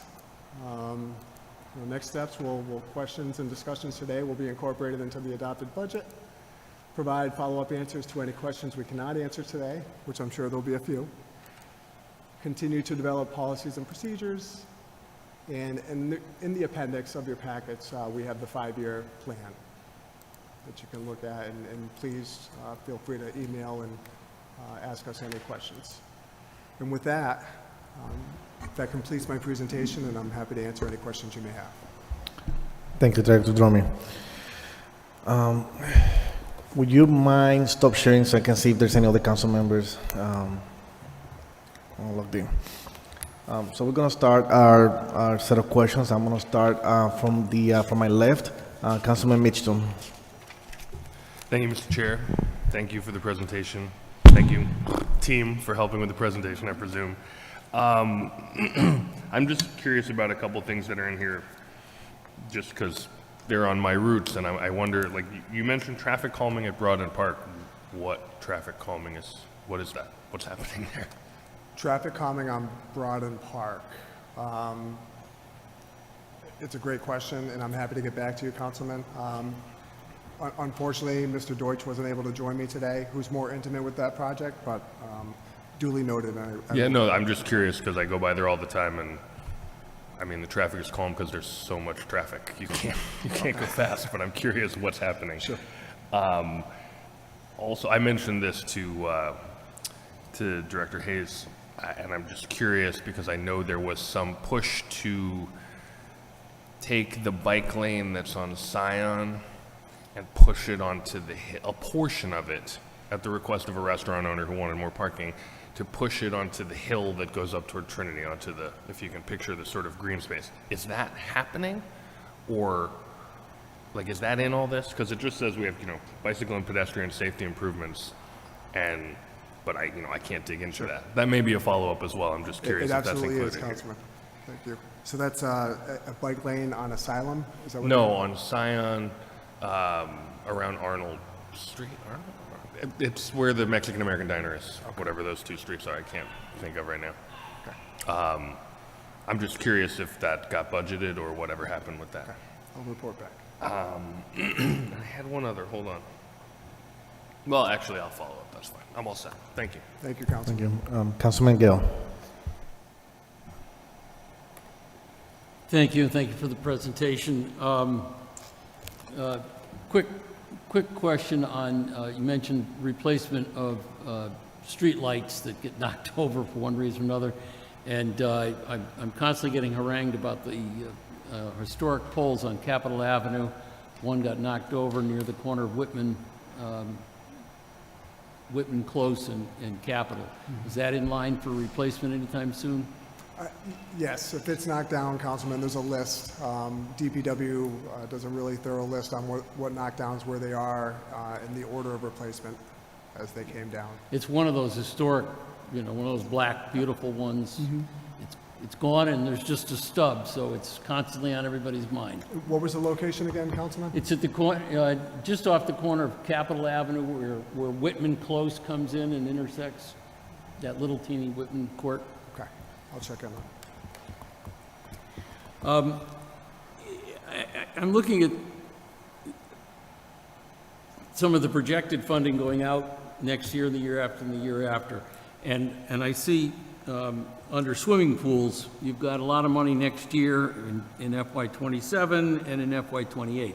What's the current situation this year, if you know? Are these pools at Keeney and Goodwin and Colt and Pope, are they going to be able to open? I'm pretty sure last summer we were not able to open all of the pools. So the short answer is yes, Councilman. Do you want to speak to this? Or you? I can, Okay, yeah, so I agree, so this, that I on? think it's on, I think Okay. I'm on, yeah. So the short answer is yes.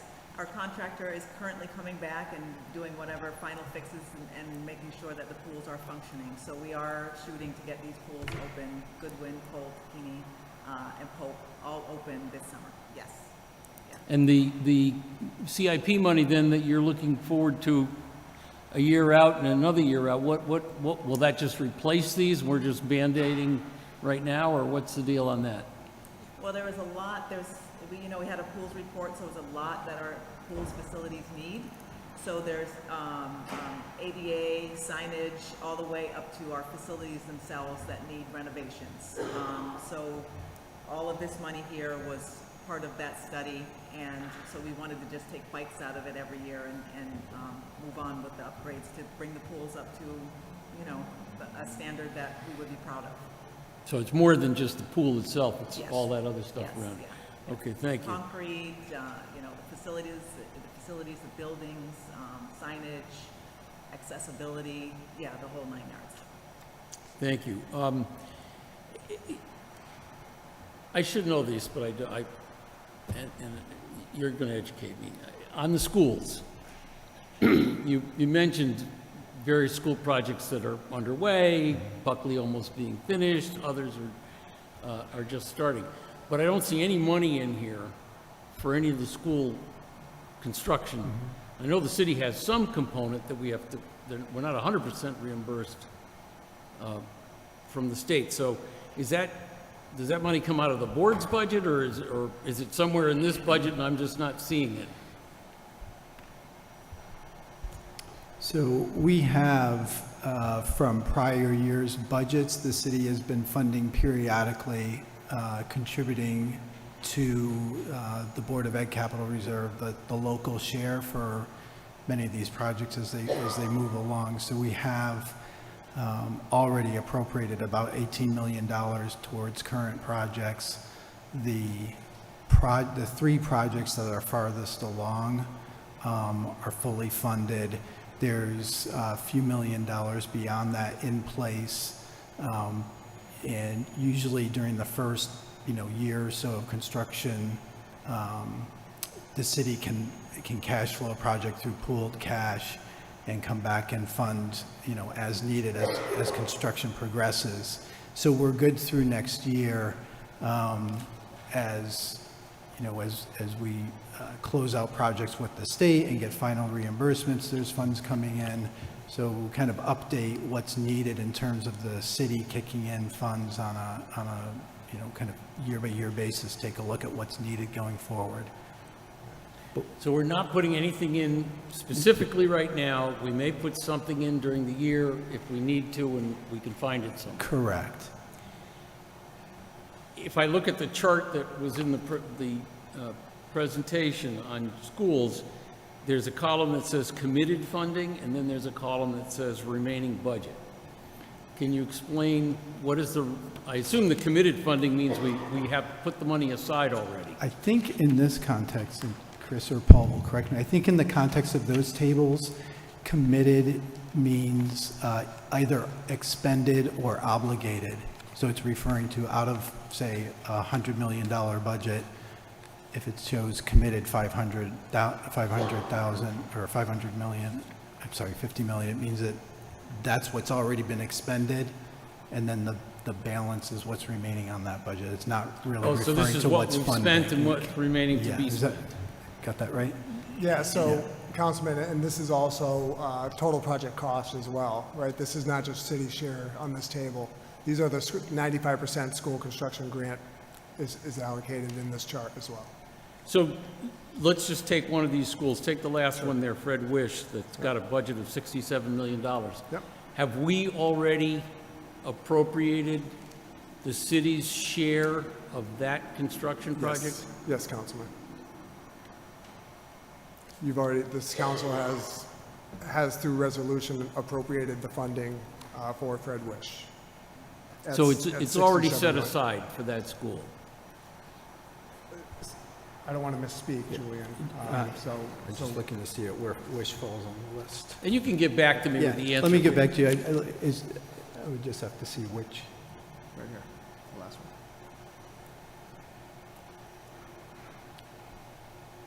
one. But these aren't in the order I'm used to. We will get back to you. I think that one is not And yet the funded. city's share on these things is typically somewhere between 5 and 15%? So typically, on these 12 schools, these 12 projects in motion, Councilman, we have special legislation at 95% reimbursement from the state, So it's 5%. 5%, that's right. So on Fred Wish, for instance, and that's somewhere in the neighborhood of $3 to $4 million is the city's responsibility. Correct. Do you know what it would take, or whether it's conceivable that any of these projects could be put on hold and the city's contribution redirected? Councilman, are you asking me if any of these projects can be put on hold? Yeah, is that something, I mean, are we somehow committed to contracts that we'd get sued up the wazoo if we didn't move forward? Or could we actually say, as a for instance, wait a minute, time out, we don't have any kids to fill this school, maybe we should put that construction project on hold for a year, 2, 3, and redirect the money to somewhere else, like Director Hayes's garbage trucks that he needs in the next 12 months? So the short answer is yes, because, with that comes risks, right? Which are the money spent to date and what would happen to that money, what would happen to the design you have at 50%. All that money that you spent to that point in time, Councilman, would not be refundable. So it's the money remaining to complete those projects that you could pause and redirect. Just an interesting option to know that exists. Thank you. Only one question. So, for this year, the city funded portion of the $13 million is 10.5. Last year, it was approved to be 8.9, so we increased a little bit. But last year, we projected that this coming year, FY26, was supposed to be about $40 million. It's not 40 million, it's now 10. The next year was supposed to be a different number, it's a different number, and then that created a trickle effect. In fact, I think FY28 was supposed to be only $10 million, and now it's projected to be 33. So it's been kind of like a trickle effect. Can you explain briefly in very basic terms the dynamics of those decisions, right? Is it, and I have two theories, and both could be true. It could be the timing of the projects, the schedule, it moves, pushes down, and then you have to reallocate the funding, to the following fiscal year. And I'm thinking, for example, Firehouse number 9. Firehouse number 9 was supposed to have $4.5 million this year, now FY26. Now it got moved to FY27. That's just one example of the many. Or is it solely or exclusively a fiscal decision to reallocate funding, through future years in order to prioritize other projects this year? Or is it a combination of both? Both, Councilman. So I'll start with the process, right? So you'll notice if you go back on file and look at the presentation that we did to planning and zoning, the number is that high, right? So while those are the needs through which the information rolls up to my office through our asset class leads, because those are needs. We're not, these aren't wants. These are needs that the city, but the city can only fund so much, Councilman. So going back to, so we'll have that ask, we'll get the POCD alignment through P&Z, and then we'll meet with the budget director and the administration to understand what can happen this year. And then I go back to my asset class leads and we have the hard conversations of what is absolutely necessary. And that's what this is about. It's a function of what is absolutely necessary, what has to be next. Going to engine company 9, we've made some minor improvements to keep them comfortable while we're working through engine 5. And then there's also, should we, rather than investing in a design on that old Tudor firehouse, entertain whether we should build new on a lot on the south end, right? So if this model of building new, similar to engine 5, works, should we spend the time trying to design this old Tudor firehouse only to find out that the price to do business, the cost of the bid is so outrageous that we could build a brand new building for that. So we're trying to be mindful, taking a knee and drinking some water, Councilman, to make sure we're making the right decisions when it comes to these projects, to where a couple of years ago, yes, let's go ahead and we produced that master plan for the Hartford Fire Department, which I've distributed to council, and it has the list in order of what's next. At that time, it was let's go and let's renovate these. But then when we received the bids for engine 5 and realized how much it is to renovate these old buildings, and at the end of the day, what do you have? So I think regarding engine 9, I think that's the direction, the recommendation from my office, Councilman, is we should entertain and make sure that we're making the right decision on renovating versus building new. Thank you. Council President Surgeon. Thank you, Mr. Chair. Thank you for your presentation. Let me start off by saying I really appreciate when you actually ask the questions. Is it worth renovation at the cost? Because we live in an old city and in old buildings, or should we spend the same amount of money and, build new, as you did, I don't remember what the fire station is. But these are the questions we haven't asked over the years. Case in point, looking at your facility on page 13, the Blue Hills Rec Center. For $3 million, we could have built a new rec center, We sure could have. Yes. and it's devastating.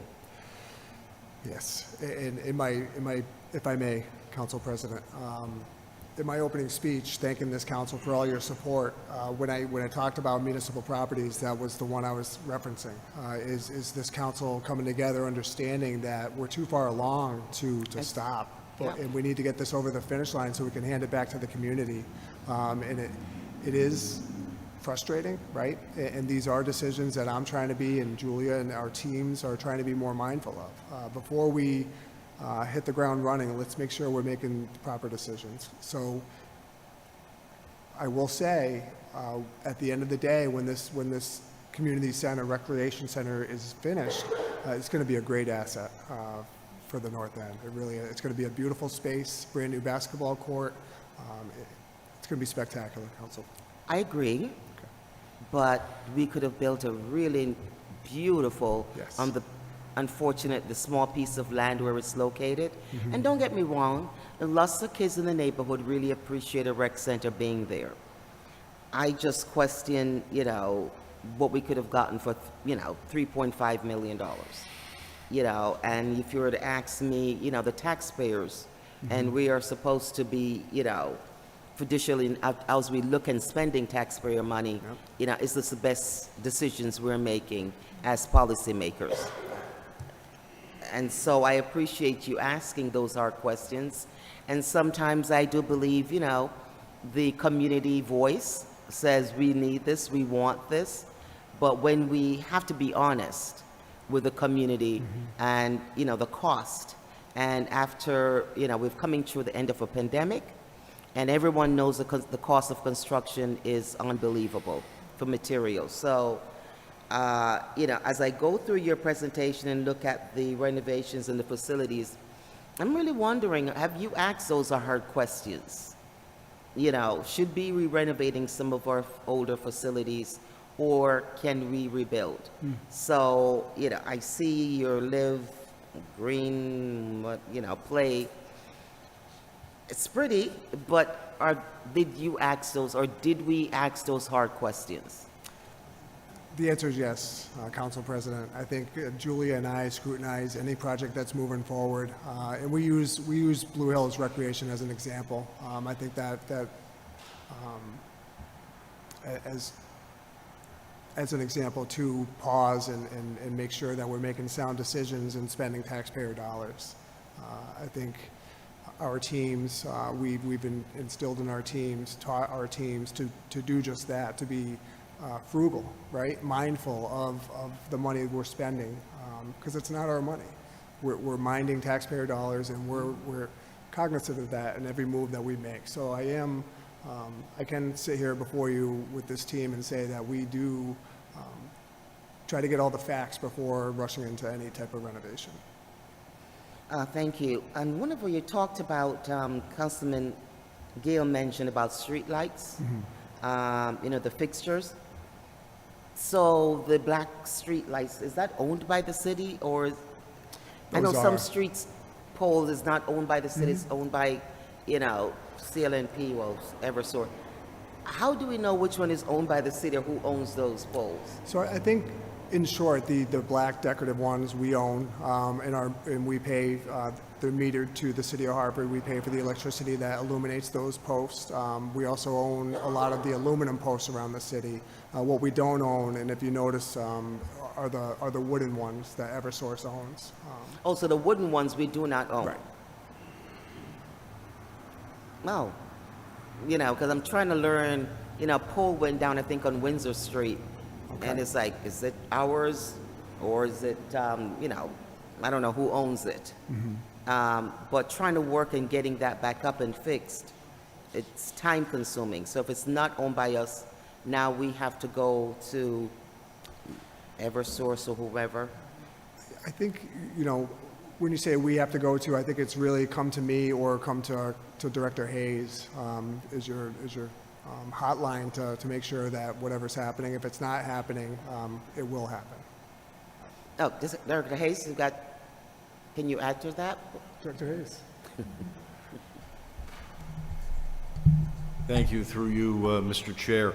I would just also add the majority of light poles that come down are due to motor vehicle accidents, and one of the delays that occurs in the city is the concrete foundations may be compromised.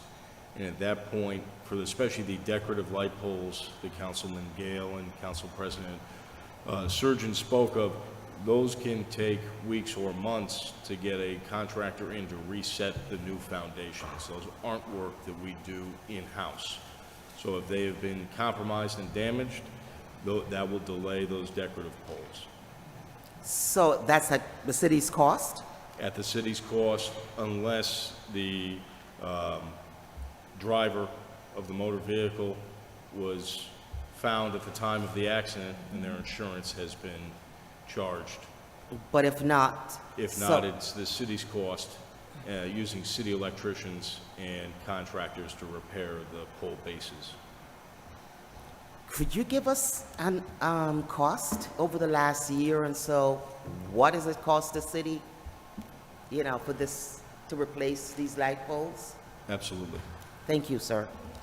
I didn't know that. See, I learn something new every day. Can we go after, ask your question, can we go after the insurance company? So, I mean, I'm sure we do go after the insurance companies in those cases, right? But are we good at it? Are we, If, you know, are we really going after them and consistently following up on those cases to the point that we actually get the revenue that we're supposed to get? Through you, Mr. Chair, going after the insurance companies occurs through the risk office. Sarah Lowenthal's team handles any insurance claims that happen in the city. DPW doesn't see the insurance side of what goes on. We're just tasked with repairing the down poles. I believe at last count there was over 150 poles that were knocked down in the city through motor vehicle accidents last year. I was just told by one of the council person, through you, Julian, if we could ask the Corp Council that question, Yeah, that budget question, who's responsible, how do we go back to the insurance company to get some reimbursement? Yeah, I can get you some data on that, and then the, you know, sort of the amounts that we're able to recover. The invoicing and the chasing down of the insurance companies is actually done out of OMBG's revenue office, and it's a lot of work. It's pretty labor intensive to chase those funds down, but I can get you some background on that. Thank you. Just have one last question, Mr. Chair, and that is, I'm going to be like my majority leader. Talk about trees. She's smiling.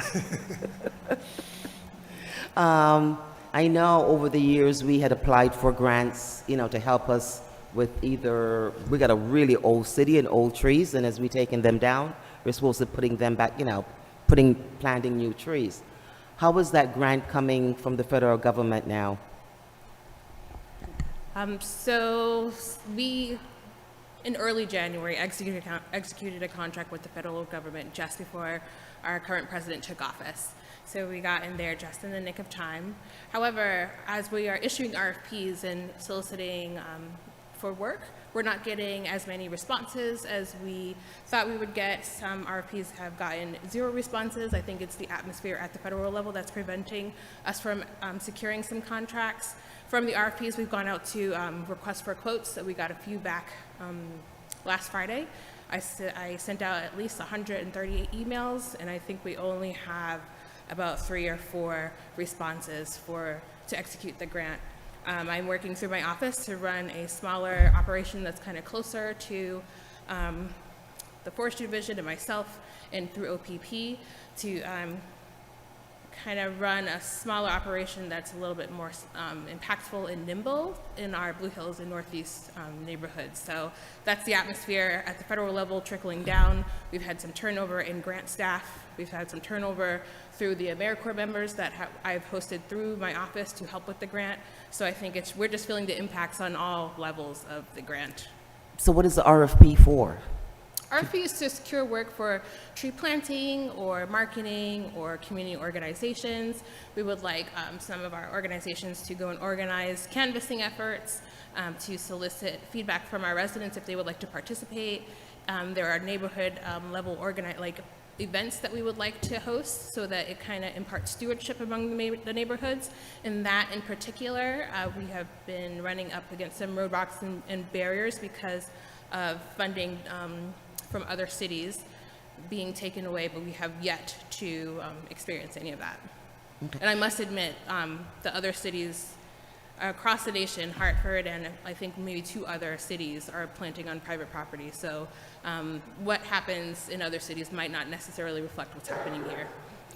So what about the old trees we were trying to take down? Was that part of the grant? No, so any current efforts to remove trees might be a part of the forestry division, so I'm able to answer that. But within the grant, there is $1.6 million for removals and stump grinding and pruning. In recent years, we discussed with the risk manager about funding that was removed from her budget to counteract public safety, so we wanted to include that in the grant so we didn't take away from her budget, and it was more of a full circle type of grant.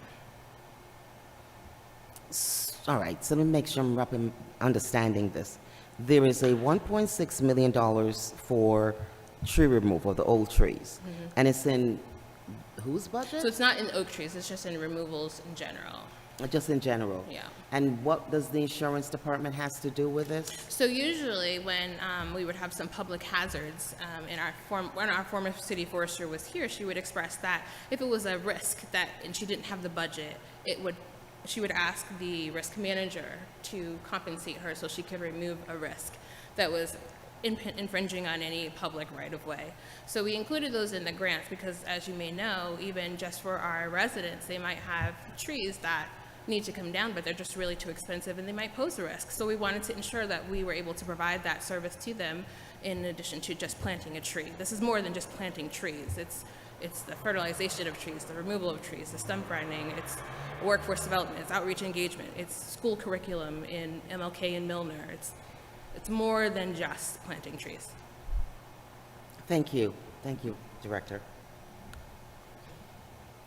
Well, I've got more questions, but I think I'll put it in writing. Thank you. Majority Leader Rossetti. Thank you, thank you, thank you to your team, and thank you for today, seeing Julia there, and I know, Paul, you weren't able to be there, but it was quite the event. On page 16 of your presentation, current projects, transportation, can you, I see it still says the design phase for the South Branch Park River Trail. Where are we at with that?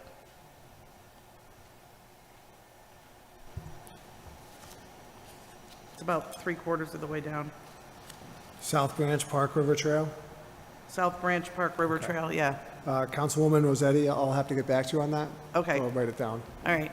And then I think you'll have to get back to me on these 2 also, but I'd like to know where we are with the 2 roundabouts on Stone and White. I will. I'll get you an update on those as well. All right. That's fine. Thank you. Thank you, Mr. Chair. Thank you. Director Hayes, do you have an update on this? Yeah, I think he's going to answer.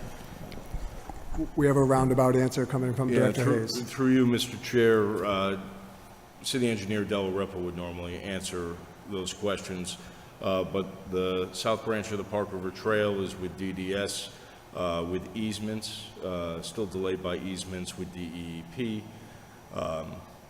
around who will maintain the actual Park River.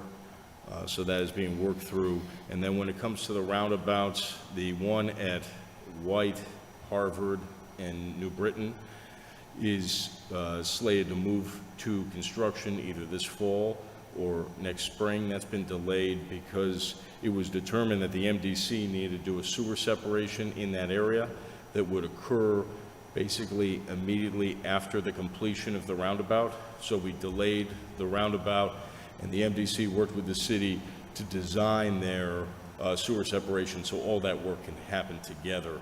The roundabout at Stone, Newington, and New Britain is in design. They're also designing that sewer separation now, so we expect it to be not delayed. We would expect that to go into construction the year after. Can I interrupt just so that Director And Hayes now- won't sit down? I want to ask a related question real quick, or when you're done, I just want to... Let's Now go that we're finish. doing this, now that you've opened that box back up, let's keep going. So we're clear, particularly, I know you're saying the sewer separation, and I know there's been a lot of discussion with the NRC on that one. Are we as clear and being as mindful and connected to the people who live there and the whole city on the Stone Street one? I'm sorry, can you repeat that question? I feel was like- grabbing a chair. I feel like I'm in a movie. I know there's been a lot of discussions on those roundabouts, pros and cons. Often pros, cons. So understanding that you're further out for the Stone Street one, how will you make sure you get enough buy-in or input from the neighbors on the Stone Street one? Councilwoman, I'm going to punt on that because outreach and design is being handled by the Department of Development Services. DPW handles the construction. You can stop right now, that's fine. Thank you, that's fine. Councilman Mitchell, is your question related to the same topic? Yeah, that's why I interrupted, and I'm sorry for interrupting. I just, while you were here, Director Hayes, just a question I had about that south branch of the Park River Trail, which, I know, like, there's a little part, we're talking about along Brookfield, and there's a part that has an actual trail, and then there's a lot that you can look over the fence and see that there's flat land that could be trail. Like, how much, if we sort of start from Hamilton to New Britain, like, what part is part of this project? We can get you an actual design. DPW has been involved more in the commentary around the easement discussion that's ongoing currently because of the ongoing maintenance costs of the actual Park River and the fortified banks that the Department of Energy and Environmental Protection are looking for the city to maintain moving forward. Gotcha. Yeah, I would love to know more about that in the future. Thank you. Assistant Majority Leader Clark. Thank you, Mr. Chair. Thank you, Director Drummy, for your presentation and your team. Regarding our CIP budget, is there any of these projects based upon budget surplus for this upcoming fiscal year? No, there's nothing that would utilize any projected surplus from the current year. And all these are still under the PAYGO model, correct? Correct. Okay. Is there, and if it's here, please let me know, the Park River branch over on, where is that? Mark Twain Drive. Is there a plan to dredge that?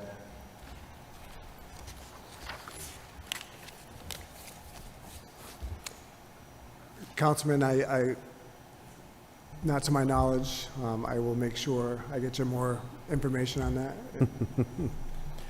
Chris, you just should have stayed right at the table. That's okay. I apologize. Through you, Mr. Chair. I believe your questions are around the North Branch of the Park River study. The major takeaway from that study was that a true hydrological study would have to occur to see if dredging would actually lower the level of the river during high storms. The location you're discussing at the mouth of the Park River conduit, there's a weir, a dam, if you will, that blocks the mouth of that Park River conduit that was not incorporated by the study. They missed it. And so dredging in that area would not actually improve water flow into the Park River conduit because of that engineered weir. So there have to be further discussions with the U.S. Army Corps of Engineers to determine if we can remove that or how low we could take it. So there are additional steps, and the city is working closely with the MDC to move forward with whatever maintenance can occur in the North Branch of the Park River in the short term, and then finding the funds necessary to do this study to see how we move forward, because we certainly want to make sure that any additional separated stormwater that goes into the North Branch of the Park River is not negatively impacting the surrounding communities. Thank you, sir.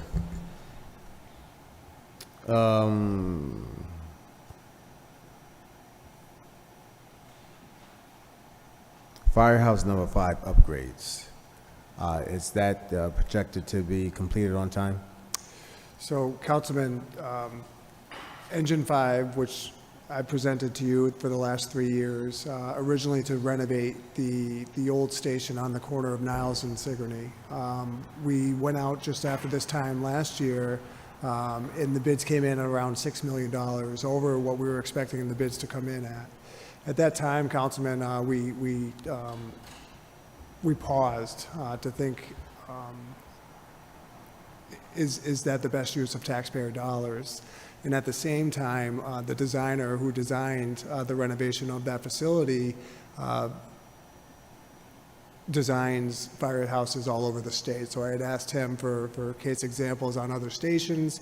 He provided me with a new station that they just designed and built out in Canton, Collinsville, Councilman, which came in at around $6 million. So the bids coming in on that small, old 100-year-old building, renovating, total project cost, soft and hard, coming in at around $6 million. I felt it was necessary to do some more diligence, Councilman. So I went through the motions, met with Council President Surgeon, the administration, Hartford Fire Department, to see if they would entertain building a new station on the corner of Homestead and Sigourney, to which everybody felt it was the best use of taxpayer dollars, and moving to that model of building new if we can, versus putting in a lot of money to a 100-year-old building, and it still wouldn't really meet the space requirements of a fully functional firehouse. Thank you. My last question, under the parks category, you have Northwood Cemetery for its construction. What construction is going on there? Northwood Cemetery?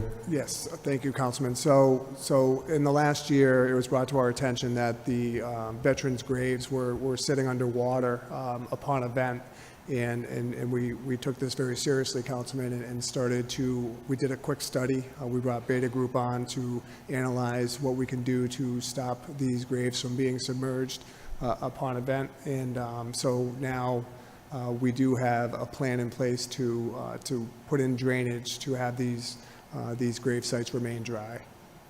Now, that's good for that one. What about Old North? Old North. Yeah. Okay. Old North is on Main Street, Okay. and that one is in desperate need of a facelift as well, Okay. which is right next to right next to Spring Grove. So it's hard to tell which is Spring Grove, which is North, which is Old North. I think one takes one side. So if I'm facing Main Street and what's that church? Union Baptist Church. You have Old North Cemetery to your left, and going down Main Street behind Metropolitan AME Zion and Spring Grove. I know that we don't operate Spring Grove, but when you wrap around in the back of the churches, around Mail Avenue and Bethel Street, I think they kind of, and Capon Street, they kind of intersect. But I would say look into Old North as well, Okay. regarding that. And I don't know if we can allocate any additional dollars to help out with the Spring Grove Cemetery, which is privately owned, but many residents have reached out to us regarding the facelift that cemetery needs as well. Okay, Councilman. Thank you. Thank you, Mr. Chair. Councilwoman Bilito. Thank you for your presentation, and thank you to your team for all the good work that you do. Question on playscape replacement. Is there a list of the playscapes that are being replaced? And could you tell me if there's any projects related to the playscapes outside of Messner Center? So we do have a list. Thank you. So we do have a list of playscapes. We are currently doing investigations with the risk department to figure out which ones can be repaired, which ones need to be replaced, and Messner Center is one of them. We had a meeting this week, and we talked about having the surfacing, what is that? I can't think of the name, but the surfacing changed for safety reasons. But overall, the city, we're going to look at all the playscapes and see which ones need to be upgraded and which ones need to be replaced. And could we get a list of those? Yes. Actually, thank you so much. You're welcome. Well, thank you, Director Dromi. And no, we have one burning question at the end to close us out. So, Councilman Mitchell. I forgot it the first time around. The $750,000 for the firing range. Can you tell me a little bit about? Tell me. So years ago, Councilman, an errant bullet flew over the river into East Hartford, and ever since then, we've been trying to design measures to stop that from ever happening again. And what it will generally entail is some concrete work around the earthen berm and increasing that earthen berm higher, so that event doesn't happen again. So, let me understand, because I know the firing range has been there, and I assume it's in use, Yes, right? it is. So this has been a sort of a problem, I guess, maybe a mostly theoretical problem, but they're shooting into the berm, and that there's been no fix for this for some time. I'm just trying to understand, that's the state of play right now. So they are continuing to use that for practice, Councilman, and I apologize, I'm not sure what the question was. Well, I guess what I'm saying is that happened a long time ago, the bullet going into East It did, Hartford. yeah. They're continuing to use it, and these improvements are slated but haven't been made. So I guess I'm trying to understand, and this is not a criticism, I'm just trying to, it's a thing to fix, but it's not a thing to fix so much that we fixed it yet or stopped using the firing range. Mm-hmm. I'm just trying to understand the necessity of it. Not that I want us to shoot at East Hartford, you understand? But yeah, do you get what I'm saying? I'm trying to understand, it's not urgent, but we're spending the money, but we haven't spent the money. Help me understand. Yeah. Could we put it off? Could we put it off? We've put it off up to now, is what I'm saying. Councilman, that would not be my recommendation. Fair. Well, so second question, and I don't know why you would know this, but maybe you know this. If the firing range is not available, if someone decides, all right, enough shooting at East Hartford, is there some other place for the police to go shoot? So not too many, Councilman. In our last meeting, our kickoff meeting with the new design team to get the design in place so we can have the safety measures constructed, it was noted from HPD that firing range is used not only by the city of Hartford, but from other surrounding agencies. And Director Hayes, do you want to add to that? I was just going to add to your previous statement that the firing ranges had to modify what they can certify and train on at the range to eliminate the East Hartford problem from happening again. And so they don't have the full use of the range at this time. Thank you, Chris. Thank you. And so do they go somewhere? Do they go to that one that's by Avon Mountain, or do they go somewhere else to do their other kind of shooting? Do we know? If you don't know, you don't know. I'm just curious. I don't know the answer to that, Councilman. All right, thank you. All right. Thank you, Director Dromi. Thank you to the rest of the team for sticking here with us, answering all these questions. And now that we have concluded this presentation, I call this meeting adjourned. Thank you. Good job, Julia. Thank you.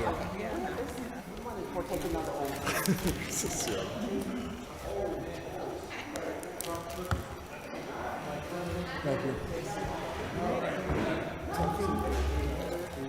Is it wish or